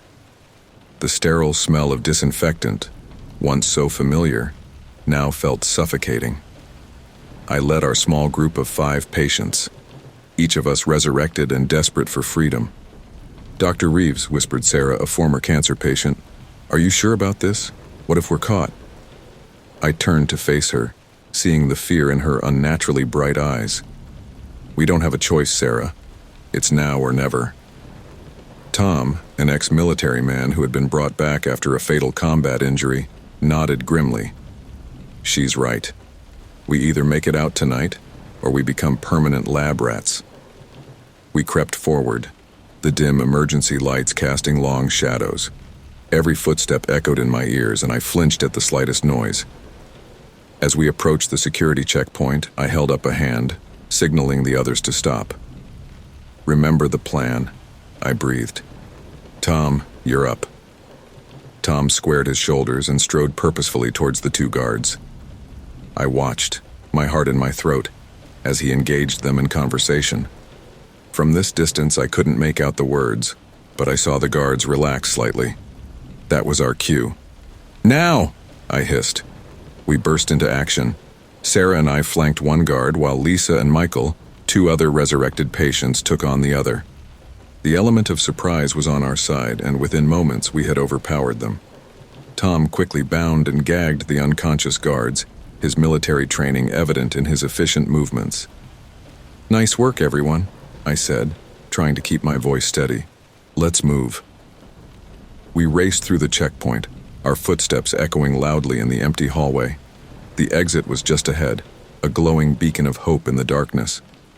As we rounded the final corner, an alarm blared, piercing the silence. "They've discovered us," Michael cried, panic evident in his voice. "Keep moving," I shouted over the din. "We're almost there." We sprinted towards the exit, desperation fueling our steps. Behind us, I could hear shouts and the pounding of feet. The guards were closing in. With a final burst of speed, we reached the doors. Tom and I threw our weight against them, and they burst open. The cool night air hit my face, a bittersweet reminder of the life I'd left behind. "We made it," Sarah gasped, her eyes wide with disbelief. But our moment of triumph was short-lived. The sound of approaching sirens cut through the night. "This way," Tom called, gesturing towards a nearby wooded area. "We need to disappear." As we ran, ducking under branches and stumbling over roots, guilt and uncertainty warred within me. We had escaped, but at what cost? How many others were still trapped in that facility, subjected to experiments and stripped of their humanity? We finally stopped in a small clearing, all of us gasping for breath. The hospital was no longer visible through the dense foliage, but the distant wail of sirens reminded us of the danger we were still in. "What now, Dr. Reeves?" Lisa asked, her voice trembling. I looked at each of them in turn, seeing a mixture of fear, hope, and determination in their faces. These people had put their trust in me, followed me into the unknown. I couldn't let them down. "Now we expose the truth," I said firmly. "We find a way to tell the world what's happening in that hospital and others like it." "But how?" Michael questioned. "We're fugitives. Who's going to believe us?" "We'll find a way," I assured him, even as doubt gnawed at my insides. "We have to." Tom nodded, his expression grim. "She's right. We can't let them continue these experiments. It's not just about us anymore." Sarah hugged herself, shivering in the cool night air. "I'm scared," she admitted. "What if they catch us? What will they do to us?" I put a comforting hand on her shoulder. "We won't let that happen. We're in this together now." As if to underscore my words, a twig snapped nearby. We all froze, holding our breath, After a moment of tense silence, a deer emerged from the bushes, regarding us with curious eyes before bounding away. The tension broke, and nervous laughter rippled through our group. It was a much-needed moment of levity in the face of our uncertain future. "Okay," I said, taking charge once more. "We need to keep moving. Find somewhere safe to rest and plan our next move."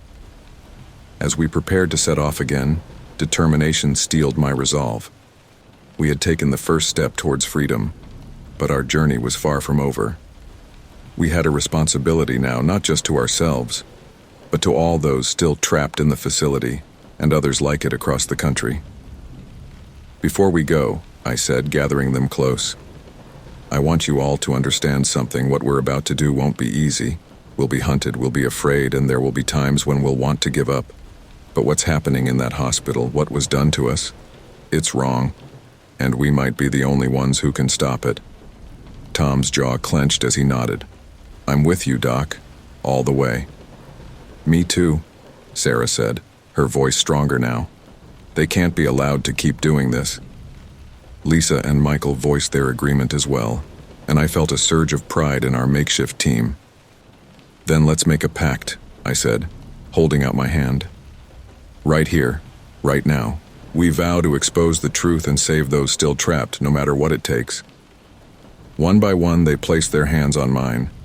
In that moment, under the canopy of trees with the sounds of pursuit fading in the distance, we became more than escapees. We became a force for change, a beacon of hope for those left behind. As we moved off into the night, I couldn't shake the feeling that this was just the beginning. We had won our freedom, but the real battle was yet to come. The road ahead would be long and fraught with danger, but looking at the determined faces of my companions, I knew we were ready for the challenge. Together, we would bring the truth to light, no matter the cost. The first rays of dawn were breaking through the trees as we stumbled upon an abandoned cabin deep in the woods.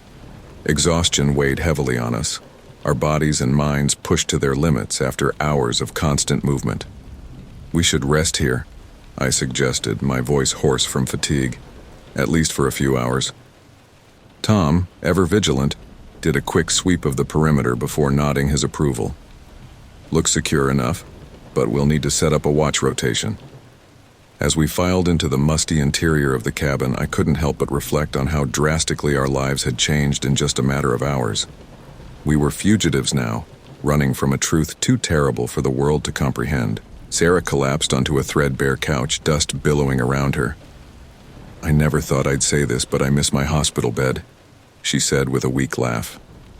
I managed a small smile in response, but my mind was already racing, trying to formulate our next move. "We need to find a way to contact someone on the outside," I mused aloud. "Someone who can help us get our story out." Michael, who had been quietly exploring the cabin, emerged from a back room with a small battery-powered radio.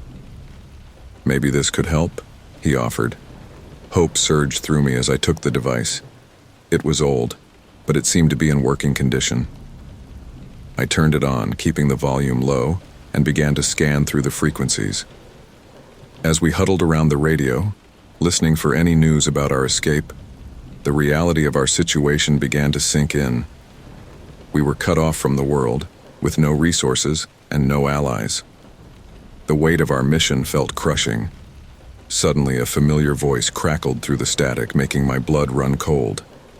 "Dr. Elena Reeves, along with 4 other patients, are considered extremely dangerous. If spotted, do not approach. Contact authorities immediately." I switched off the radio, my hands shaking. "They're framing us," I whispered, the horror of our situation sinking in. Lisa, who had been quiet until now, spoke up. "But why? Why not just say we escaped?"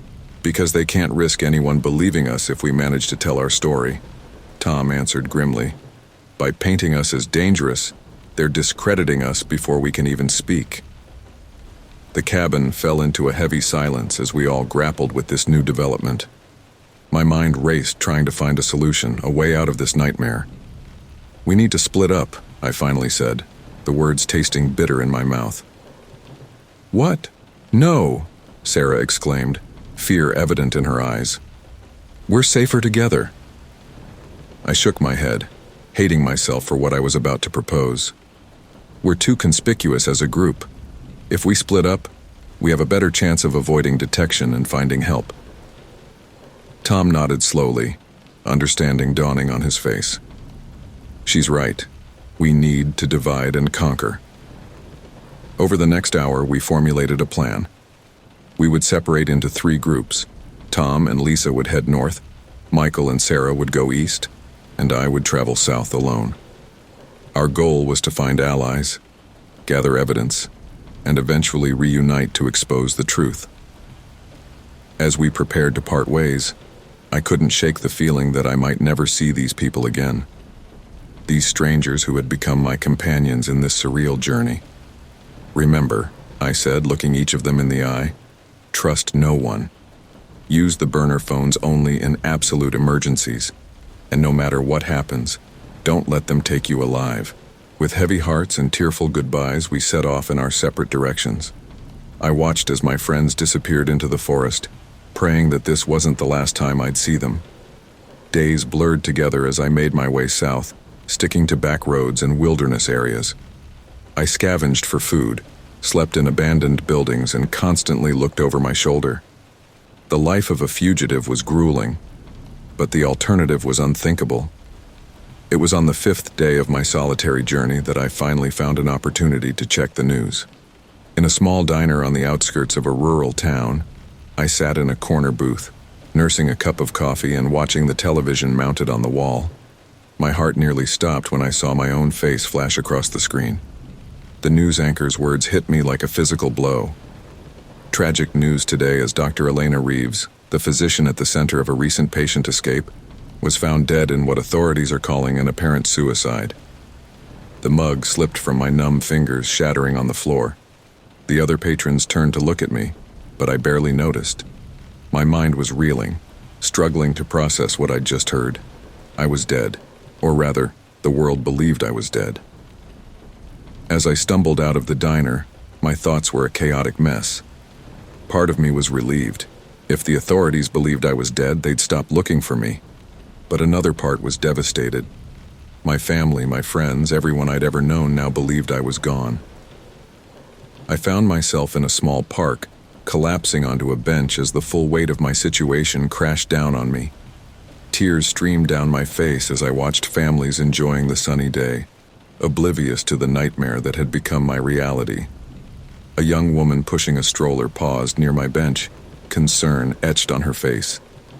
"Are you all right, miss?" she asked gently. I quickly wiped my eyes, forcing a smile. "Yes, thank you. Just having a rough day." She nodded sympathetically before moving on, leaving me alone with my thoughts once more. As the initial shock wore off, my mind began to race with the implications of this new development. The conspiracy reached further than we had imagined. They had the power to fake deaths, to rewrite reality as they saw fit. How could we possibly hope to expose the truth when we were up against such a formidable enemy? But amidst the despair, a tiny spark of hope flickered to life. If they had gone to such lengths to discredit me, to erase me from existence, it meant they were afraid of what I knew, of what I could reveal. That fear could be a weapon if wielded correctly. With renewed determination, I stood up from the bench. I couldn't contact my companions, it was too risky, but I could continue our mission. I could find a way to bring the truth to light. As I walked out of the park, my resolve strengthened with each step. They thought they had silenced me by declaring me dead. But in doing so, they had inadvertently given me my greatest advantage: invisibility. I was a ghost now, a shadow that could move undetected, and I would use that invisibility to uncover their secrets, to expose their lies, and to save those still trapped in their twisted experiments. The road ahead would be lonely and dangerous, but as I looked up at the vast sky above, I felt a sense of purpose that overshadowed my fear. I may have lost everything, my identity, my life, my loved ones, but I had gained something invaluable: the power to bring about change. With one last look at the peaceful park behind me, I set off into the unknown. The world believed Dr. Elena Reeves was dead. It was time to show them how wrong they were. The city sprawled before me, a maze of lights and shadows. From my perch on the rooftop of an abandoned building, I surveyed the urban landscape, my mind racing with possibilities and dangers. It had been 3 weeks since my death, and paranoia had become my constant companion. Every passing car could be a threat. Every stranger on the street, a potential spy. The weight of my mission pressed down on me, threatening to crush my spirit. But I couldn't give up, not when so many lives hung in the balance. I made my way down to the streets, pulling my hood low over my face. The night air was crisp, carrying the scent of rain and asphalt. As I walked, I couldn't help but marvel at my new abilities. My senses were sharper, my reflexes faster. The resurrection procedure had changed me in ways I was only beginning to understand.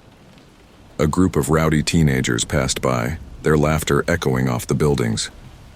I tensed, ready to bolt, but they paid me no attention. To them, I was just another shadow in the night. I ducked into an alley, my destination in sight, St. Mary's Hospital. It wasn't the facility where I had been held, but my research suggested it might be part of the same network. If I could find proof, it would be a significant breakthrough. As I approached the rear entrance of the hospital, I noticed a figure hunched over by the dumpsters. My heart rate spiked, adrenaline flooding my system. Had I been spotted? Was this a trap? The figure turned and I relaxed slightly. It was just a homeless man, rummaging for food or anything of value. He looked up at me, his eyes unfocused and bleary. "Spare some change, miss?" he slurred. I shook my head, about to move on, when a thought struck me. This man, invisible to society, might have seen things others missed. "Actually," I said, keeping my voice low, "I was wondering if you've noticed anything unusual around here lately? People coming and going at odd hours, maybe?" The man's roomy eyes sharpened slightly. "Might have," he said cautiously. "What's it worth to you?" I pulled out a crumpled $20 bill, nearly all the money I had left. His eyes lit up as I handed it over. "There's been some strange goings-on," he mumbled, glancing around nervously. "Vans coming in the middle of the night, people being wheeled in that don't look quite right." My pulse quickened. "Not right how?" He leaned in closer, his breath sour. "Too still. Like they're dead, but not dead, you know? And sometimes I hear noises, screams that don't sound human." A chill ran down my spine. It was happening here too. The experiments, the resurrections, it was all connected. "Thank you," I whispered, pressing another bill into his hand. "If you see anything else?" He nodded, understanding passing between us. "I'll keep my eyes open, miss. You be careful now." As I slipped away, my mind was reeling. The conspiracy reached further than we had imagined. How many hospitals were involved? How deep did this go? I made my way to a 24-hour internet cafe, my fingers flying over the keyboard as I searched for patterns, connections. Hours passed in a blur of data and coffee. As dawn broke, I sat back, exhausted but exhilarated. I had found something, a trail of mysterious deaths and miraculous recoveries spanning multiple hospitals across the country. It wasn't concrete proof, but it was a start. I copied the information onto a flash drive, my hands shaking with a mixture of fatigue and excitement. As I left the cafe, the streets were beginning to fill with early morning commuters. I blended into the crowd, just another face in the sea of humanity. But inside, I was buzzing with purpose. I had a lead, a direction. It wasn't much, but it was hope. My next stop was a cheap motel on the outskirts of town. I needed rest and a place to plan my next move. As I entered my room, the gravity of my situation hit me anew. I was alone, cut off from everyone I had ever known or loved. The face that stared back at me from the grimy mirror was a stranger's, hollow-eyed and haunted.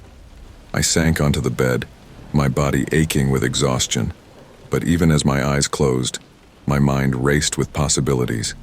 There had to be a way to expose this conspiracy, to save those still trapped in the system. A sharp knock at the door jolted me awake. I scrambled to my feet, heart pounding. How long had I been asleep?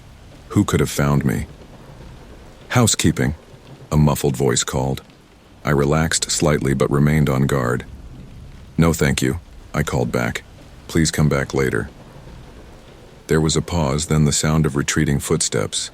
I let out a breath I hadn't realized I'd been holding. This constant state of alertness was wearing me down, but I couldn't afford to let my guard down. As the day wore on, I pored over the information I had gathered, looking for any clue that might lead me to the truth. My thoughts kept drifting to my fellow escapees.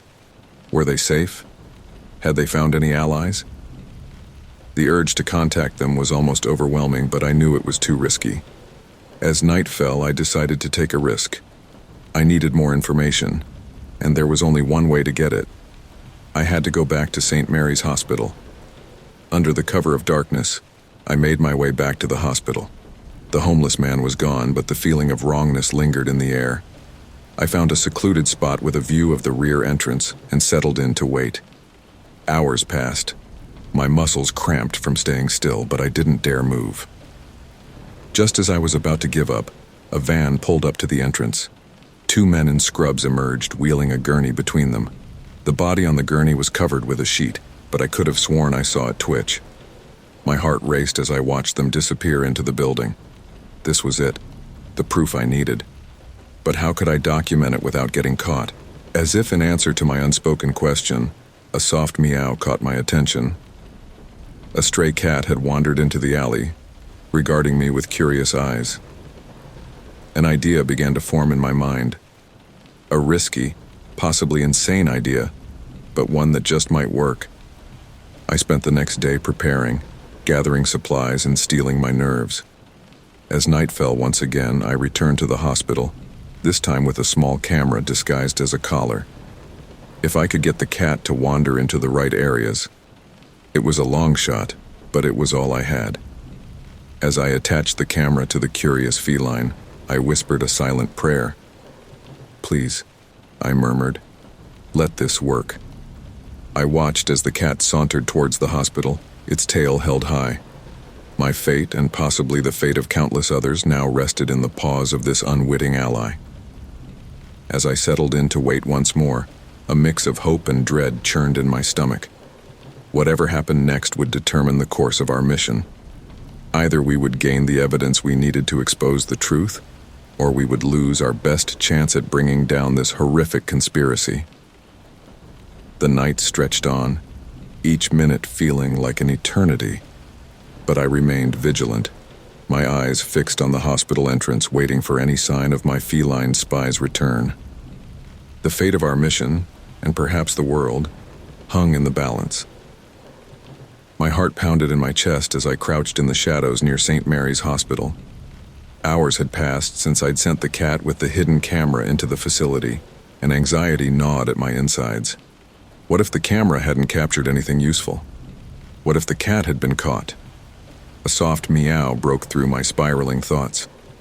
I looked down to see the tabby cat rubbing against my leg, the small camera still attached to its collar. "You beautiful, clever thing," I whispered, carefully removing the camera. "Let's see what you found." With trembling hands, I connected the camera to my laptop. As I scrolled through the footage, my breath caught in my throat. The cat had wandered into restricted areas, capturing glimpses of things that sent chills down my spine. Gurneys with bodies that twitched unnaturally, scientists huddled over operating tables, vials of glowing substances. But it wasn't enough. The footage was too fragmented, too unclear to serve as definitive proof. I needed more. A plan began to form in my mind. It was risky, possibly suicidal, but I was running out of options. I spent the next day preparing, gathering supplies, and steeling my nerves.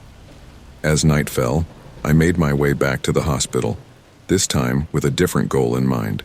Slipping past security was easier than I expected, thanks to my enhanced abilities. I found myself in a deserted corridor, my heart racing as I searched for any sign of the illicit activities I knew were taking place. A muffled sound caught my attention. Following it, I found myself outside a heavy metal door marked "Authorized Personnel Only." The sound came again, a groan that didn't sound entirely human. Taking a deep breath, I used a stolen keycard to open the door. What I saw inside made my blood run cold. The room was filled with bodies on gurneys, each in various stages of reanimation. Some twitched and moaned, while others lay eerily still. Scientists in hazmat suits moved between them, taking notes and administering injections. I ducked behind a large piece of equipment, my mind reeling. This was it, the proof we needed. But how could I document it without getting caught? As if in answer, a disturbance erupted on the far side of the room. One of the bodies had become violent, thrashing against its restraints. The scientists rushed to subdue it, leaving their station momentarily unattended. This was my chance. I darted forward, quickly copying files from their computer onto a flash drive. Just as I finished, a voice behind me made me freeze. "Hey, who are you? What are you doing here?" I turned to see a young scientist staring at me, his eyes wide with shock. For a moment, we both stood there, frozen in mutual surprise. Then I bolted. Alarms blared as I raced through the corridors, my enhanced speed giving me an edge over my pursuers. But I knew it wouldn't be enough. They would lock down the building, trapping me inside. As I rounded a corner, I collided with someone. We both tumbled to the floor, and I looked up to see a familiar face. "Dr. Reeves?" the man gasped. It was Dr. Johnson, a colleague I had worked with before. Before everything. For a split second, I thought about trying to explain, to ask for his help. But the sound of approaching footsteps made the decision for me. "I'm sorry," I whispered before striking him with enough force to knock him unconscious. I dragged him into a nearby supply closet, hoping he would be safe there. The exit was just ahead, a glowing beacon of hope. But as I reached it, I found it locked down, a steel shutter blocking my escape. Panic threatened to overwhelm me. I was trapped, cornered like an animal. The sound of my pursuers grew louder. Then I spotted it, an air vent high on the wall. Without hesitation, I leaped, using my enhanced strength to pull myself up and into the narrow space. I crawled through the ventilation system, the metal cool against my skin. The sounds of the search party echoed through the building, but they grew fainter as I made my way towards what I hoped was the exterior wall. Finally, I saw a grate of light ahead. With a burst of strength, I kicked it out and tumbled into the cool night air. I didn't stop running until I was far from the hospital, my lungs burning and my legs aching. Only then did I allow myself to slow down, to process what had just happened. I had done it. I had infiltrated the facility and escaped with evidence. But at what cost? I had assaulted a former colleague, exposed myself to untold dangers. And now, they knew I was alive. As dawn broke, I found myself in a small park on the outskirts of town. Exhaustion weighed heavily on me, but I couldn't rest yet. I needed to review the evidence I had gathered. Finding a secluded bench, I pulled out my laptop and plugged in the flash drive. As I scrolled through the files, my heart raced with a mixture of excitement and horror. There were detailed logs of experiments, lists of test subjects, and plans for expansion. It was more than I could have hoped for, irrefutable proof of the conspiracy. But as I delved deeper into the files, something caught my eye, a name I recognized. With trembling hands, I opened the file and felt the world tilt on its axis. There, in black and white, was proof that someone I trusted, someone I had worked alongside for years, was deeply involved in this conspiracy. "No," I whispered, my voice breaking. "It can't be." But the evidence was undeniable. Dr. Sarah Liang, my mentor and friend, was listed as one of the lead researchers on the Resurrection Project. Tears blurred my vision as I tried to process this betrayal. How could Sarah be involved in this? She had always been dedicated to saving lives, to pushing the boundaries of medical science. But this was monstrous. A jogger passed by, giving me a curious look. I quickly wiped my eyes and closed the laptop. I couldn't afford to break down. Not now. There was too much at stake. As the sun rose higher in the sky, I made my way to a busy coffee shop. Blending in with the morning crowd, I used the free Wi-Fi to send encrypted copies of the files to secure servers. If anything happened to me, the truth would still come out. My next step was clear, but it filled me with dread. I needed to confront Sarah, to understand why she had betrayed everything we had once stood for. As I left the coffee shop, my resolve strengthened. This wasn't just about exposing the truth anymore. It was personal now. I made my way across town, my mind racing with questions and accusations. The familiar streets of the university district brought back memories of happier times, of late-night study sessions and breakthrough discoveries. Finally, I stood outside Sarah's office building. Taking a deep breath, I stepped inside, ready to face whatever came next. The elevator ride to the 5th floor felt like an eternity. As the doors opened, I steeled myself for the confrontation ahead, but nothing could have prepared me for what I found. Sarah's office door was ajar, and inside chaos reigned. Papers were strewn everywhere, drawers hung open, and in the center of it all stood Sarah herself, frantically stuffing documents into a bag. She looked up as I entered, her eyes widening in shock, and... was that fear? "Elena," she gasped. "But you're dead." I stepped forward, my voice low and controlled. "I think we both know that death isn't quite as permanent as it used to be, Sarah." For a moment we stood there, the weight of unspoken accusations hanging between us. Then Sarah's shoulders slumped, and she sank into her chair. "You know," she said, her voice barely above a whisper, "you've seen what we're doing." I nodded, my throat tight with emotion. "Why, Sarah? How could you be part of this?" She looked up at me, her eyes filled with a mixture of defiance and desperation. "You don't understand, Elena. We're on the verge of something revolutionary. We can conquer death itself." "At what cost?" I shot back. "I've seen what happens to the people you bring back. They're not the same. They're not even human anymore." Sarah shook her head vehemently. "That's just a temporary side effect. We're working on refining the process.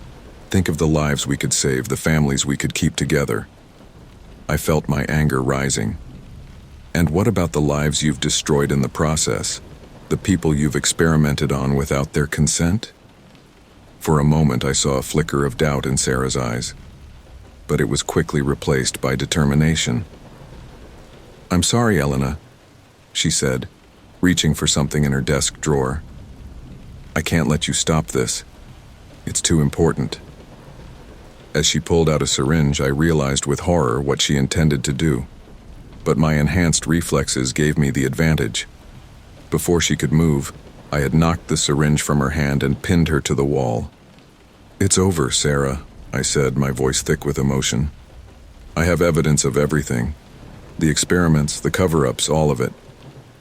The fight seemed to drain out of her. "What are you going to do?" she asked quietly. I stepped back, my heart heavy. "I'm going to expose the truth. And you're going to help me." As I led Sarah out of the office, I couldn't help but feel a mix of triumph and sorrow. We had won a significant victory, but the cost had been high. Trust had been shattered, friendships destroyed. But as we stepped out into the sunlight, I felt a glimmer of hope. With Sarah's help, we could bring down the entire conspiracy.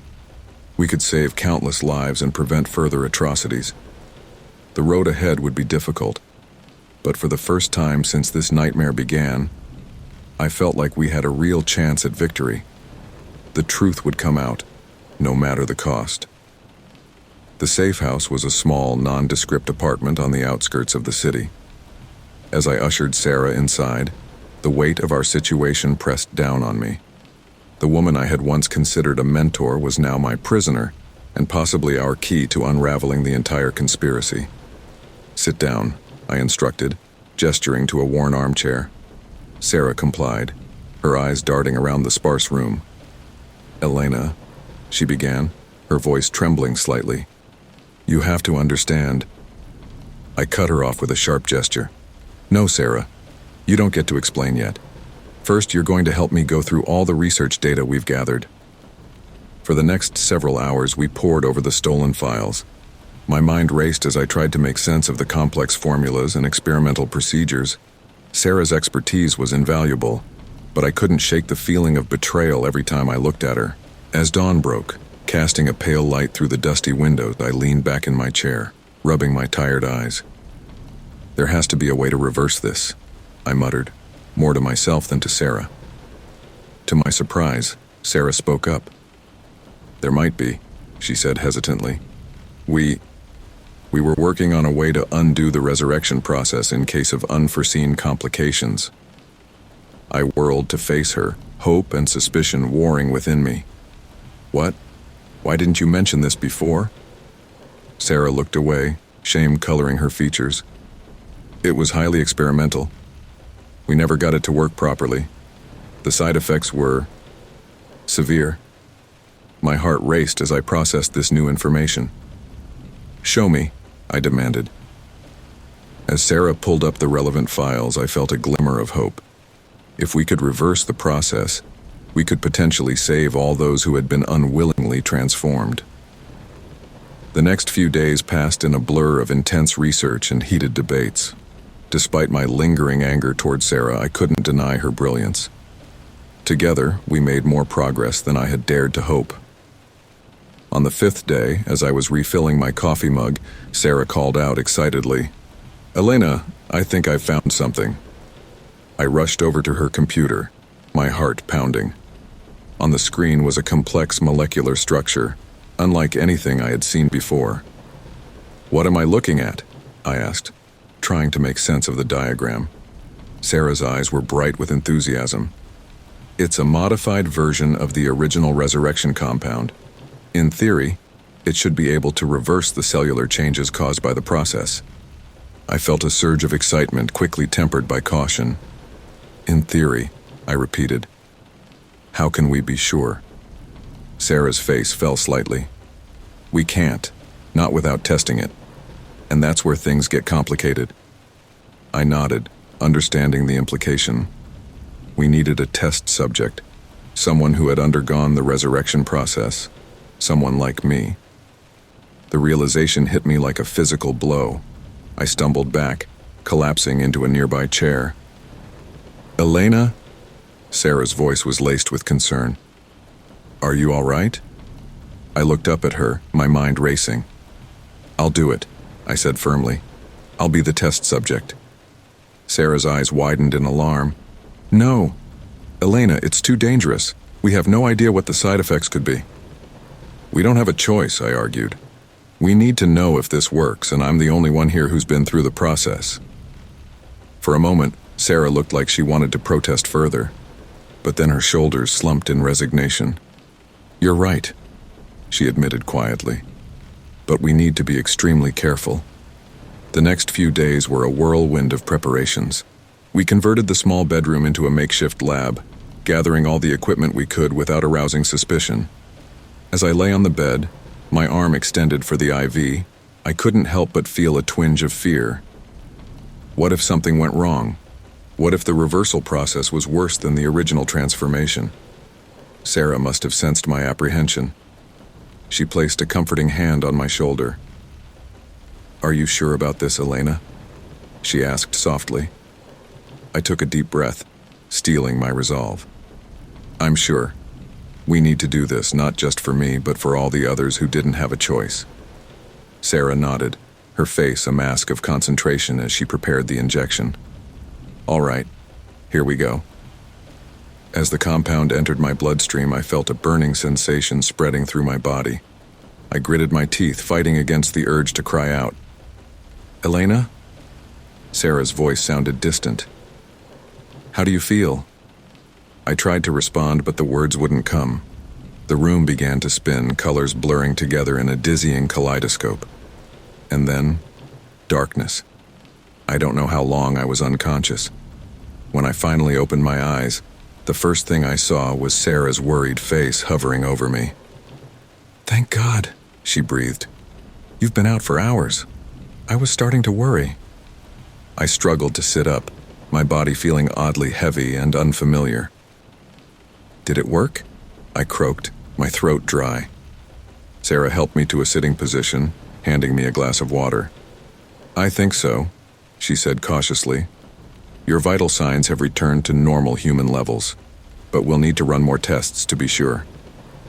Over the next few days, we conducted a battery of tests. To our amazement and relief, it appeared that the reversal had been successful. My enhanced strength and speed were gone, replaced by the familiar limitations of my human body. As I stared at my reflection in the bathroom mirror, I was struck by a mix of emotions. Joy at being normal again, tinged with a strange sense of loss. The abilities I had gained through the resurrection process had become a part of me, for better or worse. "How do you feel?" Sarah asked, leaning against the doorframe. I turned to face her, a small smile tugging at my lips. "Human," I replied simply. Sarah nodded, understanding in her eyes. "Elena, I owe you an apology. For everything." I held up a hand to stop her. "Not now, Sarah. We have more important things to focus on." She nodded, looking relieved and determined. "You're right. Now that we know the reversal process works, we need to figure out how to help the others." As we returned to our makeshift lab, my mind was already racing with possibilities. We had a cure now, a way to undo the damage that had been done. But how could we reach all those who had been affected, and more importantly, how could we stop the organization behind it all? I turned to Sarah, determination filling me with new energy. "We need a plan," I said firmly, "a way to expose everything and offer the cure to those who want it." Sarah nodded, a spark of the brilliant scientist I once knew shining in her eyes. "I have some ideas," she said, "but it won't be easy. The organization has deep pockets and powerful allies." I smiled grimly. When has that ever stopped us before? As we bent over the computer, formulating our strategy, I felt a renewed sense of purpose. We had overcome seemingly insurmountable odds to find a cure. Now it was time to bring the truth to light and offer hope to those who had been robbed of their humanity. The road ahead would be fraught with danger, but for the first time in months, I felt truly alive. We had the power to make things right, to undo the horrors that had been inflicted in the name of scientific progress. As the sun began to set, casting long shadows across our workspace, I looked at Sarah. Despite everything that had happened, I felt a glimmer of the old camaraderie we once shared. "Ready to change the world?" I asked, a hint of challenge in my voice. Sarah met my gaze, determination shining in her eyes. "Always," she replied. Together we turned back to our work, ready to face whatever challenges lay ahead. The battle was far from over, but with the reversal process in our arsenal, we finally had a fighting chance. The future, uncertain as it was, held a glimmer of hope. And that was enough to keep us going, no matter the cost. I woke up gasping, my body feeling both foreign and familiar. The room spun around me as I tried to sit up, my limbs heavy and uncooperative. Sarah was by my side in an instant, her face a mixture of concern and excitement. "Elena, how do you feel?" she asked, helping me into a sitting position. I took a moment to assess myself, flexing my fingers and rolling my shoulders. "I feel normal," I said, surprised by the realization. "Weak, but normal." Sarah nodded, a small smile playing on her lips. "The reversal seems to have been successful. Your vitals have stabilized, and preliminary tests show your cellular structure returning to its pre-resurrection state." Tears of joy streamed down my face as the full impact of what we'd achieved hit me. "We did it," I whispered. "We actually did it." Sarah squeezed my hand, her own eyes glistening. "You did it, Elena. You took the risk, and it paid off." As I slowly got to my feet, testing my balance, A commotion from outside caught our attention. Sarah rushed to the window, peering through the blinds. "Oh no," she breathed, her face paling. "What is it?" I asked, stumbling towards her. "They've found us," Sarah said, turning to me with panic in her eyes. "There are men in suits surrounding the building." My heart raced as adrenaline surged through my system. "We need to get out of here, now." We scrambled to gather our research and equipment, shoving everything into backpacks. As we worked, the sound of heavy footsteps echoed from the stairwell. "The fire escape," I hissed, gesturing towards the window. Sarah nodded, slinging a backpack over her shoulder. We had just managed to open the window when the door burst open behind us. "Freeze!" a gruff voice commanded. Without hesitation, I grabbed Sarah's arm and pulled her out onto the fire escape. We clattered down the metal stairs, the shouts of our pursuers growing louder behind us. As we reached the alley below, I realized with a sinking feeling that my enhanced abilities were gone. We were just two normal humans now, trying to outrun a well-organized team of pursuers. "This way," Sarah panted, tugging me towards a narrow side street. We ran through the maze of alleys and back streets, our lungs burning and legs aching. The sound of pursuit never seemed to fade, always just a few steps behind us. As we rounded a corner, we found ourselves face to face with a chain-link fence. Sarah let out a frustrated groan, but I was already moving towards it. "We can climb it," I said, gritting my teeth against the fatigue. We scrambled up the fence, the metal links digging into our hands. As we dropped down on the other side, I heard a triumphant shout from behind us. Our pursuers had spotted us. "There!" Sarah exclaimed, pointing towards an abandoned warehouse. "We can hide in there!"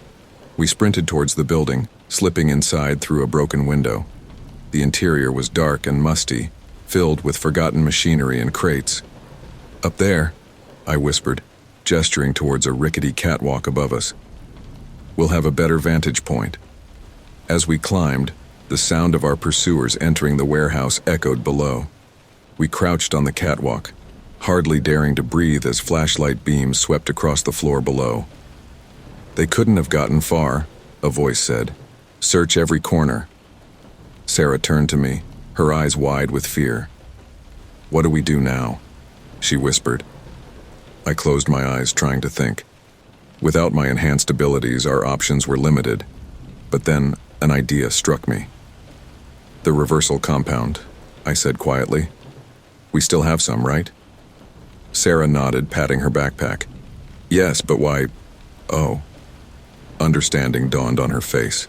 I grinned, feeling a spark of hope. "They're expecting enhanced individuals. Let's give them what they're looking for." Sarah hesitated for a moment, then nodded decisively. She pulled out a syringe filled with the original resurrection compound. "Are you sure about this?" I took a deep breath, steeling myself. "No, but it's our only chance." As Sarah administered the injection, I felt the familiar burning sensation coursing through my veins. My senses sharpened, strength flooding back into my limbs. "How do you feel?" Sarah asked anxiously. I flexed my hands, marveling at the returned power. "Like I can take on the world." Without another word, I vaulted over the catwalk railing, landing silently on the warehouse floor below. The nearest pursuer didn't even have time to shout before I knocked him unconscious. The next few minutes were a blur of action. I moved through the warehouse like a ghost, taking down our pursuers one by one. My enhanced speed and strength made me nearly unstoppable. As the last man fell, I turned to see Sarah descending from the catwalk, her eyes wide with amazement. "That was incredible," she breathed. I nodded, already feeling the strain of the temporary enhancement. "We need to move. This won't last long." We made our way out of the warehouse, stepping over the unconscious bodies of our pursuers. The street outside was eerily quiet, the early morning light casting long shadows. "Where do we go now?" Sarah asked as we hurried down the street. I thought for a moment, then smiled. "I know just the place." An hour later, we found ourselves at an old abandoned research facility on the outskirts of town. It had been shut down years ago due to funding cuts, but I remembered it from my early days as a researcher. "This is perfect," Sarah said as we explored the dusty labs. "We can set up our equipment here and continue our work." As we began to unpack our hastily gathered research materials, a wave of exhaustion hit me. The effects of the resurrection compound were wearing off, leaving me feeling drained and vulnerable. Sarah noticed my fatigue and guided me to a nearby chair. "Rest," she said firmly. "I'll keep watch and start setting things up." As I sat there, watching Sarah work, a mix of emotions washed over me. Relief at our narrow escape, excitement about the possibilities our research held, and a lingering sense of uncertainty about the future. "Sarah," I said softly, causing her to pause in her work. "What happens now? Even if we perfect the reversal process, how do we help all those people? How do we stop the organization behind all this?" Sarah was quiet for a moment, her expression thoughtful. "One step at a time," she finally said. "We focus on refining the reversal compound, make it safer and more effective. Then we start reaching out to others who might help us. Journalists, ethical scientists, maybe even government officials we can trust." I nodded slowly, feeling a renewed sense of purpose. "We need to be careful," I warned. "The organization has eyes and ears everywhere." "We will be," Sarah assured me, "but we can't let fear stop us. What we've discovered, it could change everything, Elena. We have a responsibility to see this through." As I looked around the abandoned lab, I couldn't help but feel a spark of hope. This place, once forgotten and left to decay, could become the birthplace of a revolution, a chance to right the wrongs that had been committed in the name of scientific progress. "You're right," I said, standing up despite my exhaustion. "Let's get to work." As we began to set up our makeshift lab, I felt a sense of déjà vu. Once again, we were starting from scratch, working in secret to uncover the truth. But this time, we had knowledge on our side. We knew what we were fighting against, and we had the means to fight back. The road ahead would be long and fraught with danger. The organization would not give up easily, and there were still so many unanswered questions. But as I looked at Sarah, saw the determination in her eyes mirroring my own, I knew we had a chance. We were no longer mentor and student, no longer divided by secrets and betrayal. We were partners now, united in our goal to expose the truth and help those who had been unwillingly transformed. As the sun rose higher in the sky, casting its light through the dusty windows of our new base, I felt a renewed sense of purpose.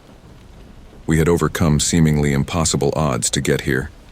We had died, been resurrected, and found a way back to our humanity. Whatever challenges lay ahead, we would face them together.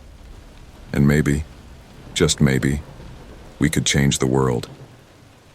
"Ready to make history?"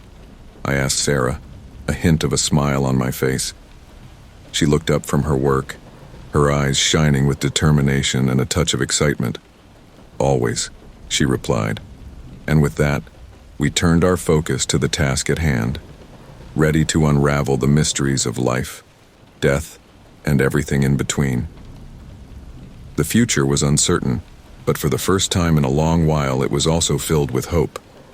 The abandoned research facility had become our sanctuary and prison. Days blurred into weeks as Sarah and I worked tirelessly to refine the reversal process and gather evidence against the organization. Our makeshift lab hummed with activity, but the weight of our isolation was beginning to take its toll. I was hunched over a microscope, examining the latest batch of cellular samples, when Sarah burst into the room, her face pale with shock. "Elena, you need to see this," she said, her voice trembling as she thrust a tablet into my hands. My eyes widened as I took in the breaking news headline. "Mass grave discovered at St. Mary's Hospital. Dozens of bodies in various states of decay." "Oh God," I whispered, scrolling through the article. "They're exposed." Sarah nodded grimly. "It's all over the news. The police are investigating, and there are calls for a full-scale inquiry into hospital practices across the country." I felt a mix of relief and dread wash over me. This was what we had been working towards, but the sudden exposure left us vulnerable. "We need to move," I said, already starting to pack up our essential equipment. "They'll be looking for us now more than ever." Sarah grabbed my arm, forcing me to stop. "Elena, wait. Maybe this is our chance. We could go public with what we know, offer our research as evidence." I shook my head vehemently. "It's too dangerous. We don't know who we can trust, and the organization still has powerful allies." Before Sarah could argue further, a deafening explosion rocked the building. We were thrown to the ground as glass shattered and debris rained down around us. "They found us!" I shouted over the ringing in my ears. Chaos erupted as we scrambled to salvage what we could of our research. The sound of gunfire echoed through the hallways, growing closer with each passing second. "The emergency exit," Sarah gasped, clutching a hard drive to her chest, "through the old chemical storage room." We ran, our footsteps thundering in the empty corridors. The acrid smell of smoke filled the air, and I could hear the crackle of flames behind us. They weren't just here to capture us, they were here to destroy all evidence of their misdeeds. As we burst into the chemical storage room, a figure stepped out from behind a shelf, blocking our path. My heart sank as I recognized Dr. Hendricks, one of the lead researchers from St. Mary's. "I'm afraid I can't let you leave," he said calmly, leveling a gun at us. Sarah stepped forward, her hands raised placatingly. "Robert, please. You don't have to do this. We can expose the truth together, make things right." Dr. Hendricks's hand trembled slightly. "You don't understand. They'll kill my family if I don't stop you." I inched closer, trying to keep my voice steady. "We can protect them, Robert, but we need to get out of here first." For a moment, I thought we had gotten through to him, but then his expression hardened, and he tightened his grip on the gun. "I'm sorry," he said, his finger moving to the trigger. Time seemed to slow down. I saw Sarah lunging forward, heard the deafening crack of the gunshot. And then, everything exploded into chaos. The bullet must have hit one of the chemical containers because suddenly the air was filled with caustic fumes. Dr. Hendricks stumbled back, coughing and disoriented. I grabbed Sarah, who was clutching her arm where the bullet had grazed her, and pulled her towards the exit. We burst out into the cool night air, gasping and choking. Behind us, the research facility was engulfed in flames, thick black smoke billowing into the sky. "We need to keep moving," I panted, supporting Sarah as we stumbled away from the burning building. We made it to the edge of the property before Sarah's legs gave out. I helped her sit against a tree, quickly examining her wound. "It's just a graze," she assured me through gritted teeth. "I'll be fine." The sound of approaching sirens filled the air. We looked at each other, the same thought crossing our minds. We couldn't be found here. With a grunt of effort, I helped Sarah to her feet. "Come on, we need to disappear." We limped into the nearby woods, the darkness swallowing us as we left behind the chaos and destruction. For hours we pushed on, driven by adrenaline and fear. It wasn't until the first light of dawn began to filter through the trees that we finally allowed ourselves to rest. Collapsing against a fallen log, I turned to Sarah. "Let me look at that arm properly." As I cleaned and bandaged her wound with supplies from our hastily packed bag, Sarah broke the silence. "What do we do now, Elena? We've lost everything." I shook my head, a grim smile on my face. "Not everything." I patted the backpack where we had stored the hard drive and key samples. "We still have our research, and more importantly, we have the truth." Sarah nodded slowly, wincing as I tightened the bandage. "But how do we use it? We're fugitives now, with no resources and no allies." I sat back, my mind racing. "Maybe not no allies," I said slowly. "Do you remember Tom, the ex-military patient who escaped with us initially?" Sarah's eyes widened with recognition. "You think we can find him?" I nodded. "It's a long shot, but he had contacts, resources. If anyone can help us go public safely, it's him." As the sun rose higher in the sky, we began to plan our next move. We were battered, exhausted, and on the run, but we weren't defeated. Not yet. Over the next few days, we carefully made our way across the country, using cash and keeping to back roads. Every news report about the unfolding scandal at St. Mary's sent a jolt of anxiety through us. The story was growing, with more hospitals coming under scrutiny and whispers of a government cover-up circulating in the media. It was on the 4th day of our journey that we finally got a break. In a small diner off the highway, we overheard a conversation that made our hearts race. "Did you hear about that group of vets offering protection to whistleblowers?" one trucker said to another. "They're calling themselves the Guardians or something like that." Sarah and I exchanged a look. Could this be Tom's group? After some careful probing, we managed to get a location, a small town in the Midwest where the Guardians were supposedly based. As we set off towards what we hoped would be sanctuary, I couldn't help but feel a glimmer of hope. We had lost so much, but we were still in the fight. "Do you think this will work?" Sarah asked as we drove through the night, the stars twinkling above us.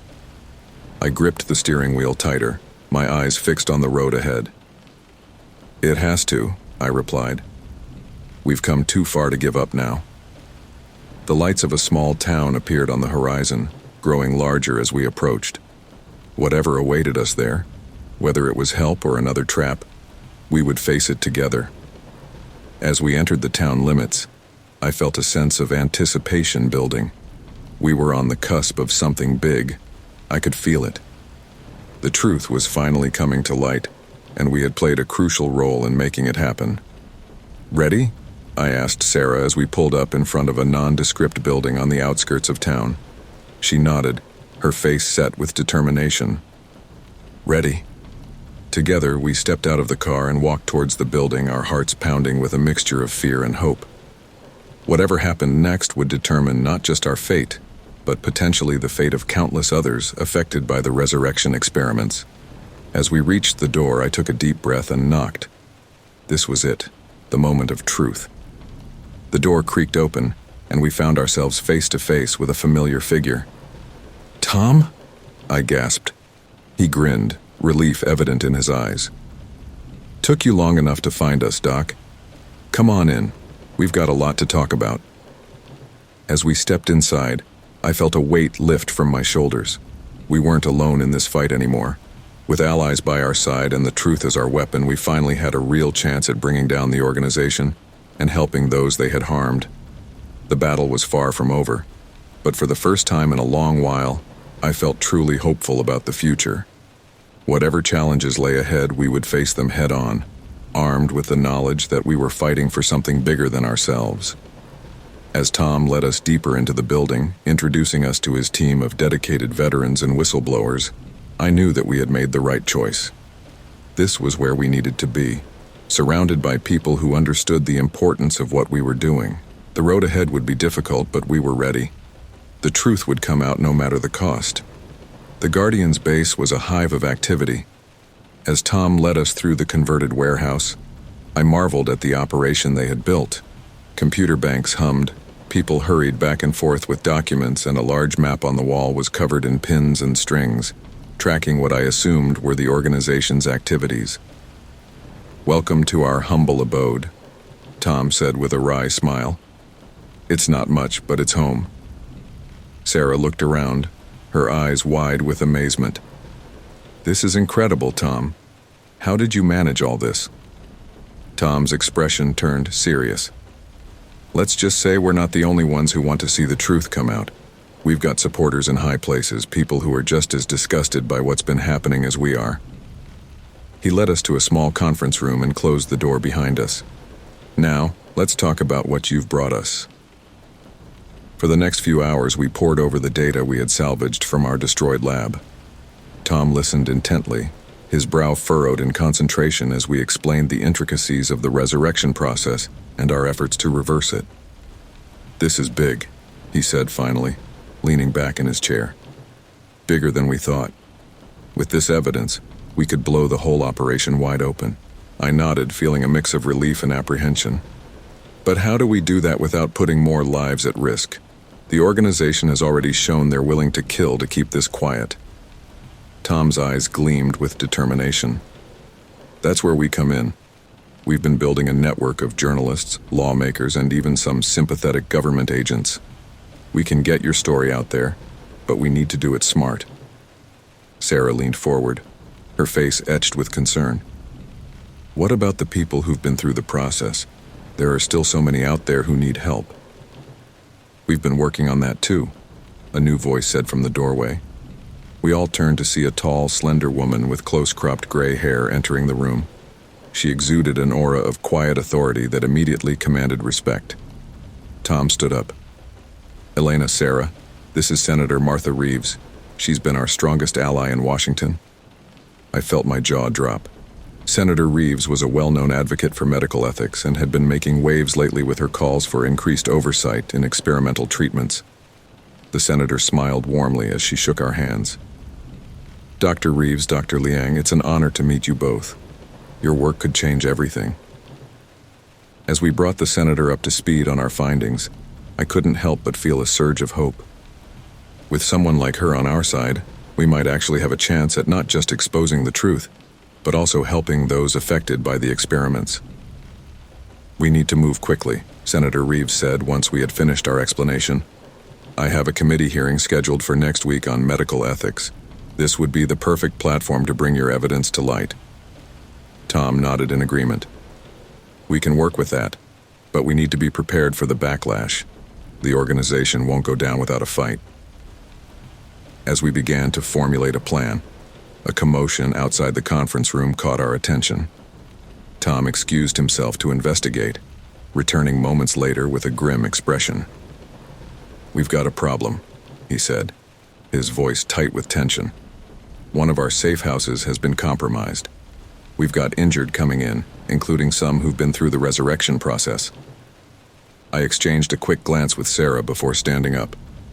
We can help. Where are they? Tom led us to a makeshift medical bay where several people were being treated for various injuries. My heart clenched as I saw the telltale signs of the resurrection process in some of them. The slightly too pale skin, the unnaturally bright eyes. As Sarah and I got to work, using our unique understanding of their condition to provide treatment, I couldn't help but feel a renewed sense of purpose. This was why we had worked so hard, why we had risked everything.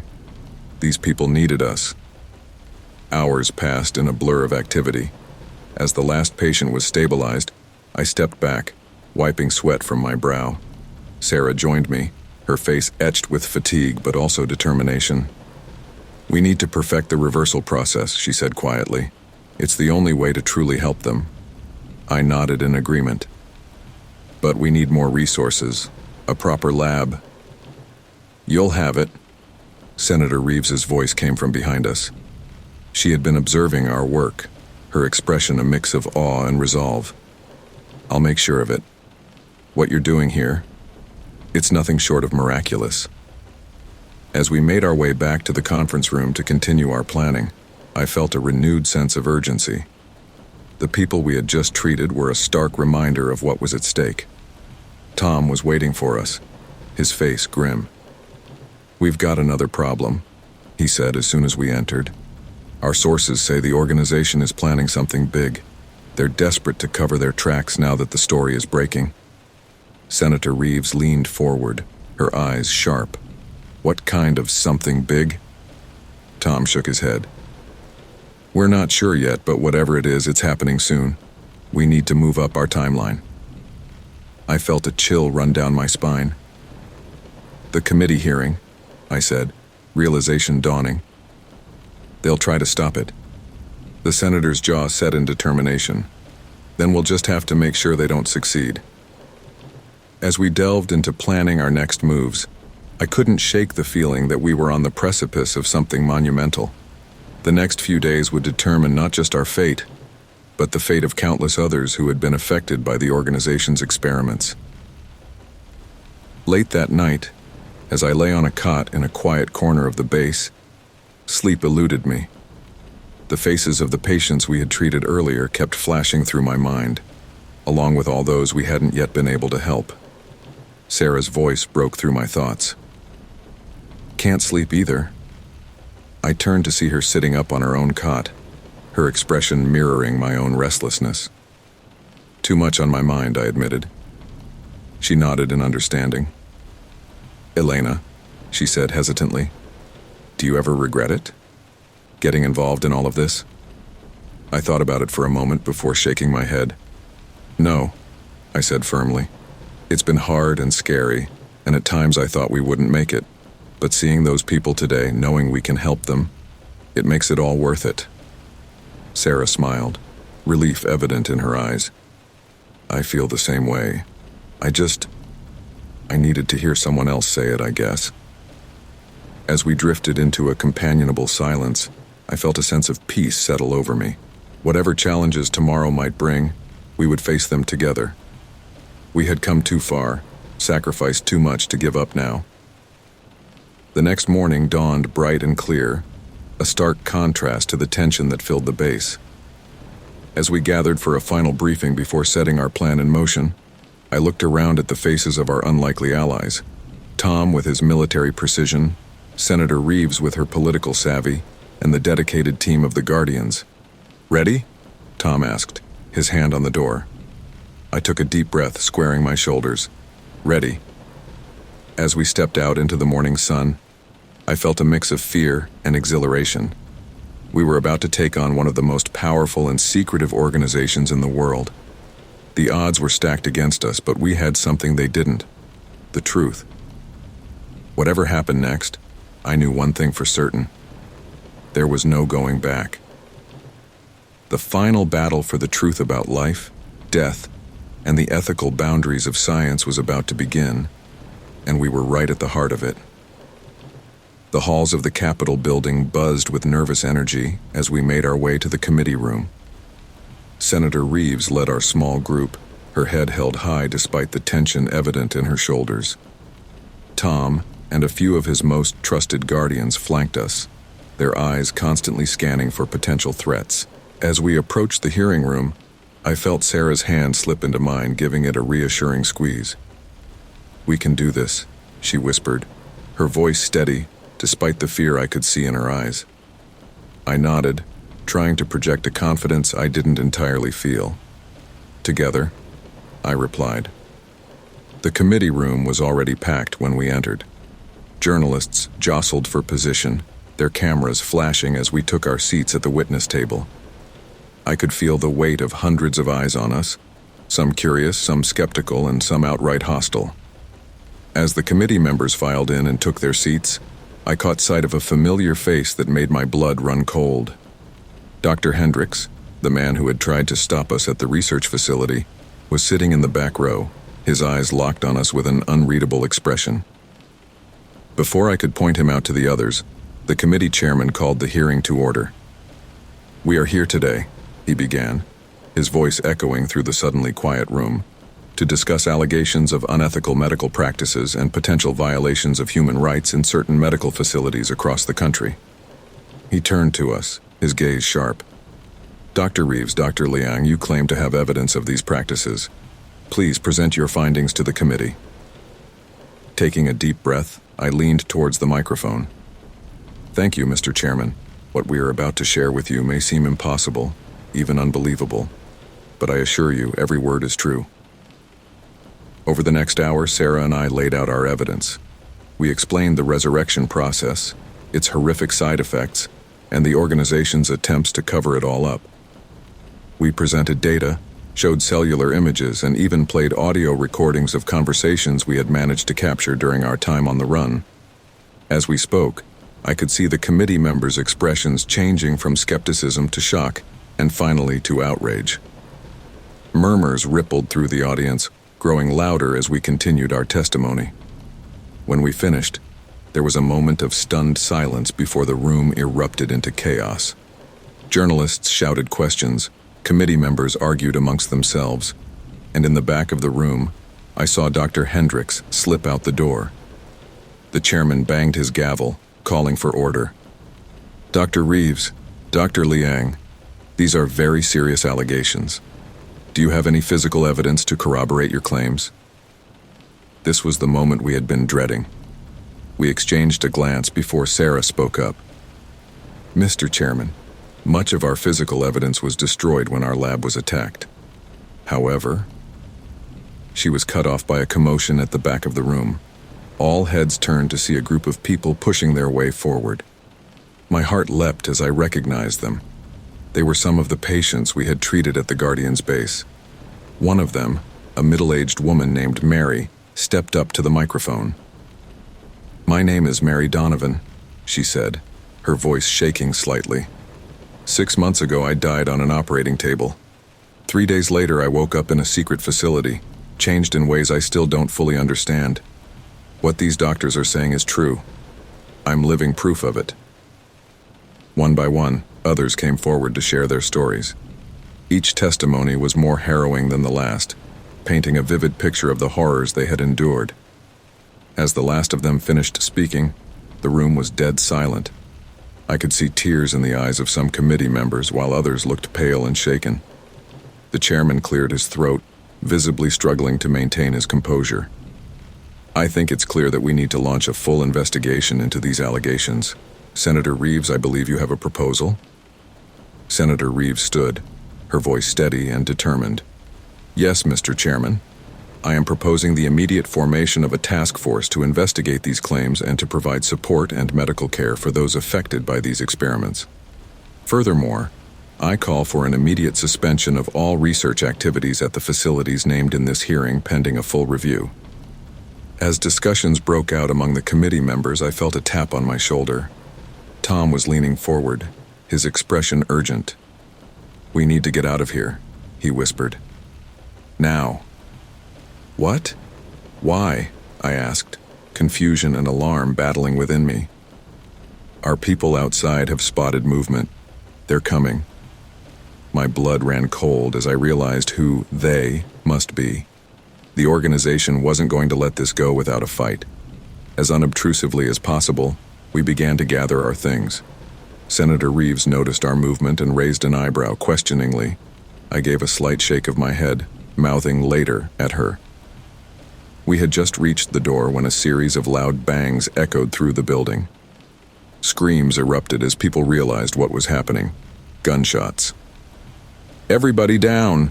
Tom shouted, his military training kicking in as he herded us into the hallway. Chaos reigned as people ran in all directions. Through the pandemonium, I caught sight of men in dark suits moving with purpose, their hands reaching inside their jackets. "This way," Sarah yelled, pulling me towards a side corridor. We ran, the sound of pursuit close behind us. Tom and his guardians formed a protective circle around us, their weapons drawn. As we rounded a corner, we found ourselves face to face with Dr. Hendricks and 2 armed men. "I'm sorry," he said, his voice barely audible over the alarms now blaring through the building. "I tried to warn them off, but they wouldn't listen. They want to tie up all loose ends." Before any of us could react, he turned his gun on his companions, firing 2 quick shots. As they fell, he looked at us, his eyes wild. "Go. I'll hold them off as long as I can." We didn't need to be told twice. As we ran, I heard the sound of more gunfire behind us, followed by a pained cry that I knew belonged to Dr. Hendricks. The next few minutes were a blur of running, hiding, and more running.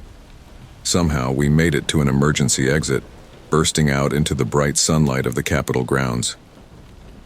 "The safe house," Tom panted as we sprinted across the lawn. "We need to get to the safe house."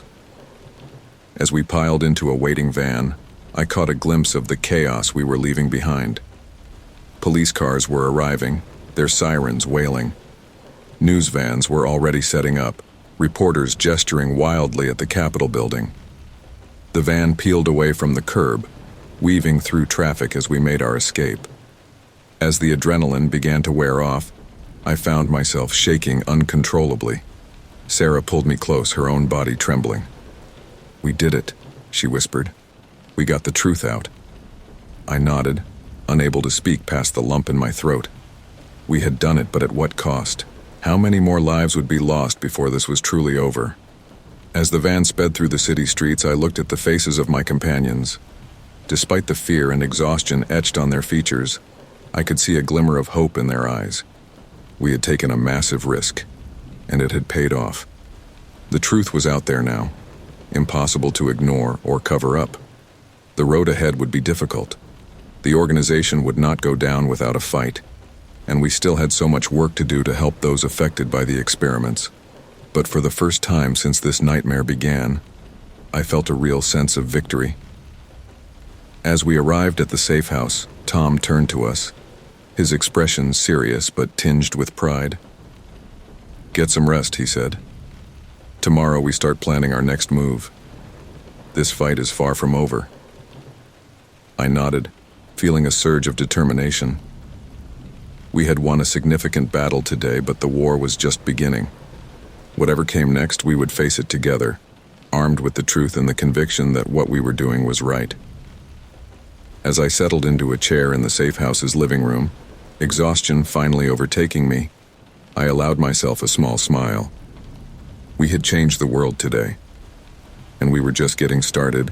I sat in stunned silence, my eyes glued to the television screen as the news anchor's voice filled the room. In a shocking turn of events, a nationwide conspiracy involving illegal medical experiments and unauthorized resurrection procedures has been uncovered. Multiple hospitals and research facilities across the country are implicated in what authorities are calling the Lazarus Project. My heart raced as images flashed across the screen. Familiar faces of colleagues, glimpses of the secret labs I'd seen, and crowds of confused and angry people gathering outside hospitals. It was really happening. The truth was finally out. "Dr. Evans?" A soft voice called from behind me. I turned to see Sarah, one of the nurses who had been helping us with the rescued patients. "The first press conference is about to start. Are you ready?" I nodded, taking a deep breath to steady myself.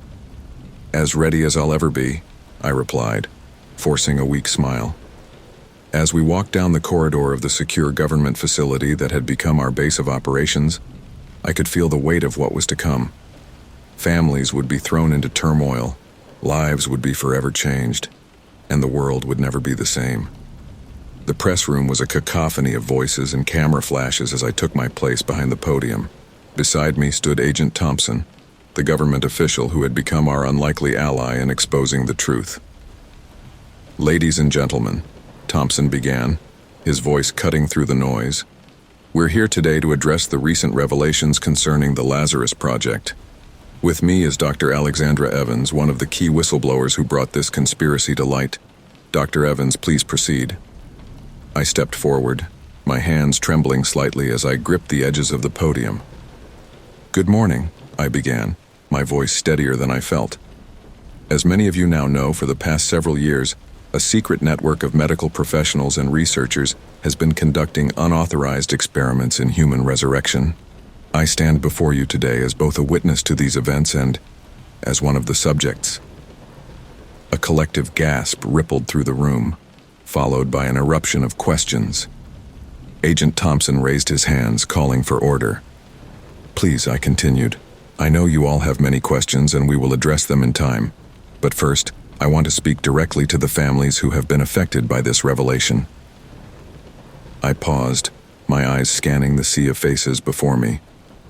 To those of you who have lost loved ones, only to discover they were subjected to these experiments without consent, I am deeply sorry.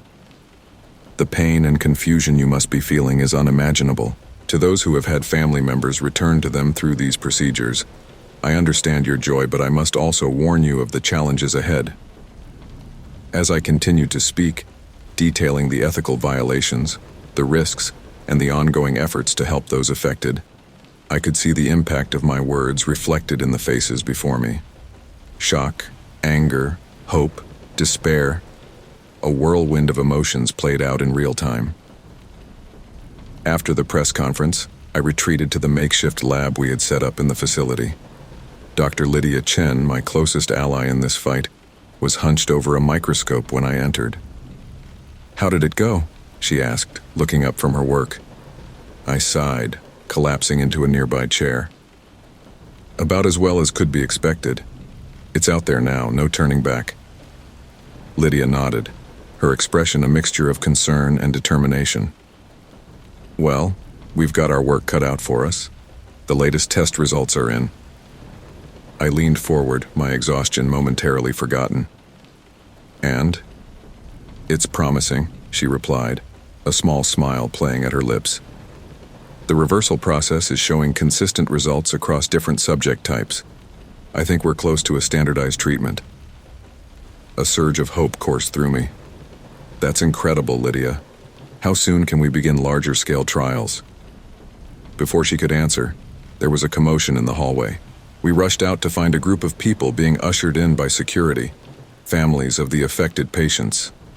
A woman broke away from the group, her eyes wild with a mixture of hope and fear. "Dr. Evans," she called out, "please, they said you could help us. My husband, they brought him back, but he's not the same. Can you fix him?" I approached her gently, placing a hand on her shoulder. "What's your name?" "Margaret," she replied, her voice quivering. "Margaret Lawson."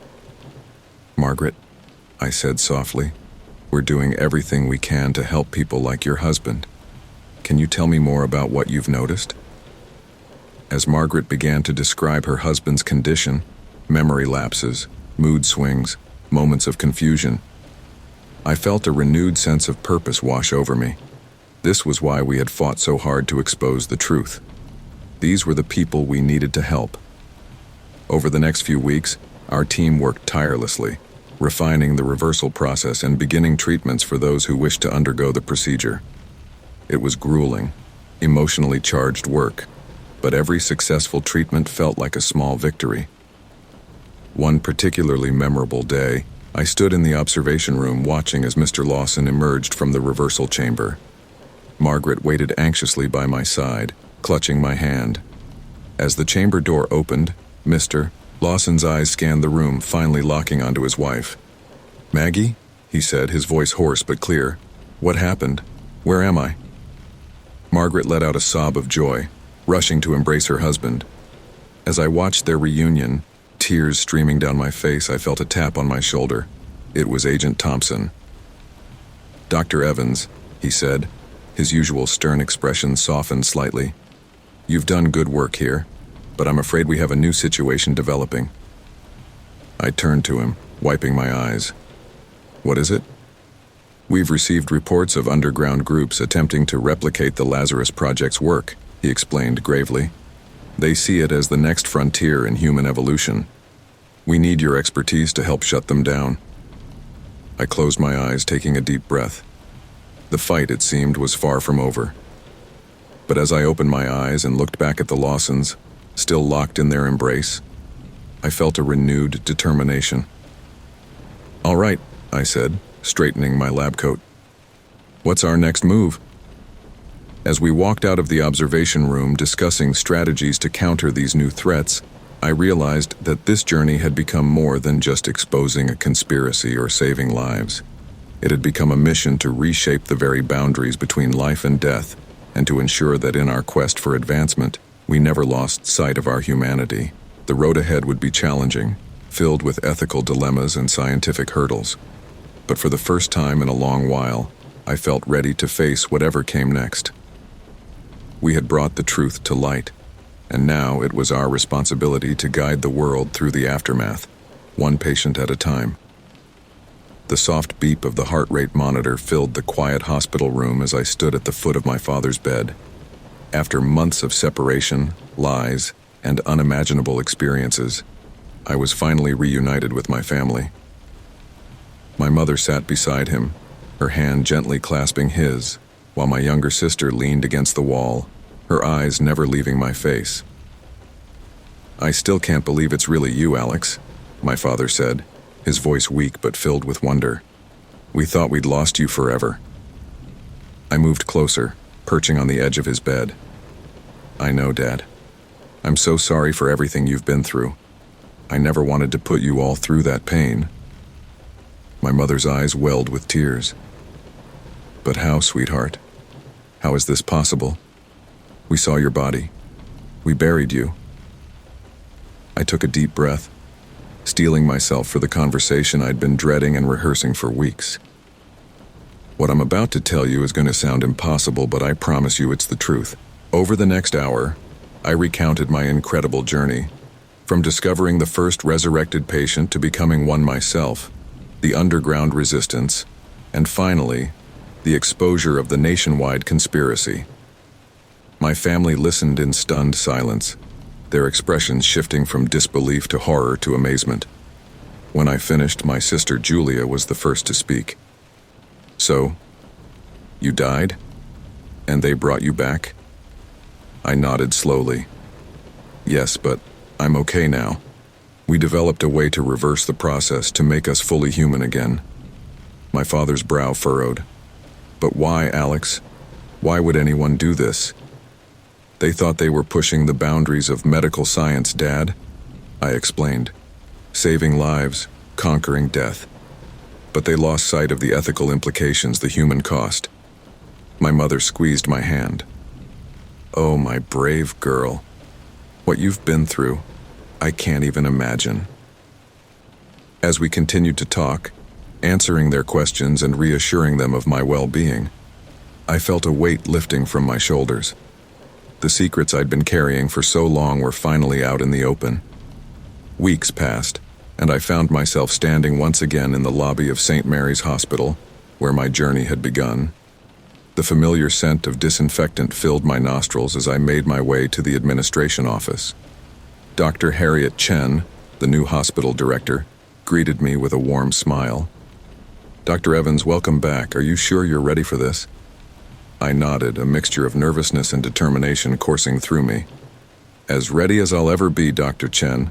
It's time to get back to work, the right way this time." As we walked through the corridors, I could feel the eyes of staff and patients upon me. My story had been all over the news, and while some viewed me as a hero, others were understandably wary. "Dr. Evans," a voice called out. I turned to see Nurse Rodriguez approaching, a broad smile on her face. "It's so good to have you back. We've missed you around here." I returned her smile, grateful for the warm welcome. "Thanks, Maria. It's good to be back. How are things going with the new protocols?" Her expression turned serious. "It's been an adjustment, but we're getting there. The ethics committee is reviewing every procedure now, and we've implemented those new consent forms you developed." "Excellent," I replied. "Transparency and informed consent are crucial moving forward." As we continued our tour, Dr. Chen filled me in on the changes that had been implemented since the exposé. Stricter oversight, enhanced patient protections, and a complete overhaul of the research department were just the beginning. We paused outside the door of what had once been my old office. Dr. Chen handed me a new ID badge. "Your new position as head of medical ethics and patient advocacy starts today, Dr. Evans. Your experiences make you uniquely qualified to guide us into this new era." I took the badge, running my thumb over the embossed lettering. "Thank you for this opportunity, Dr. Chen. I promise I won't let you down." As I settled into my new office, there was a knock at the door. A young doctor entered, looking nervous. "Dr. Evans? I'm Dr. Patel. I was wondering if I could talk to you about something." "Of course, Dr. Patel. Please have a seat." He sat down, fidgeting with his hands.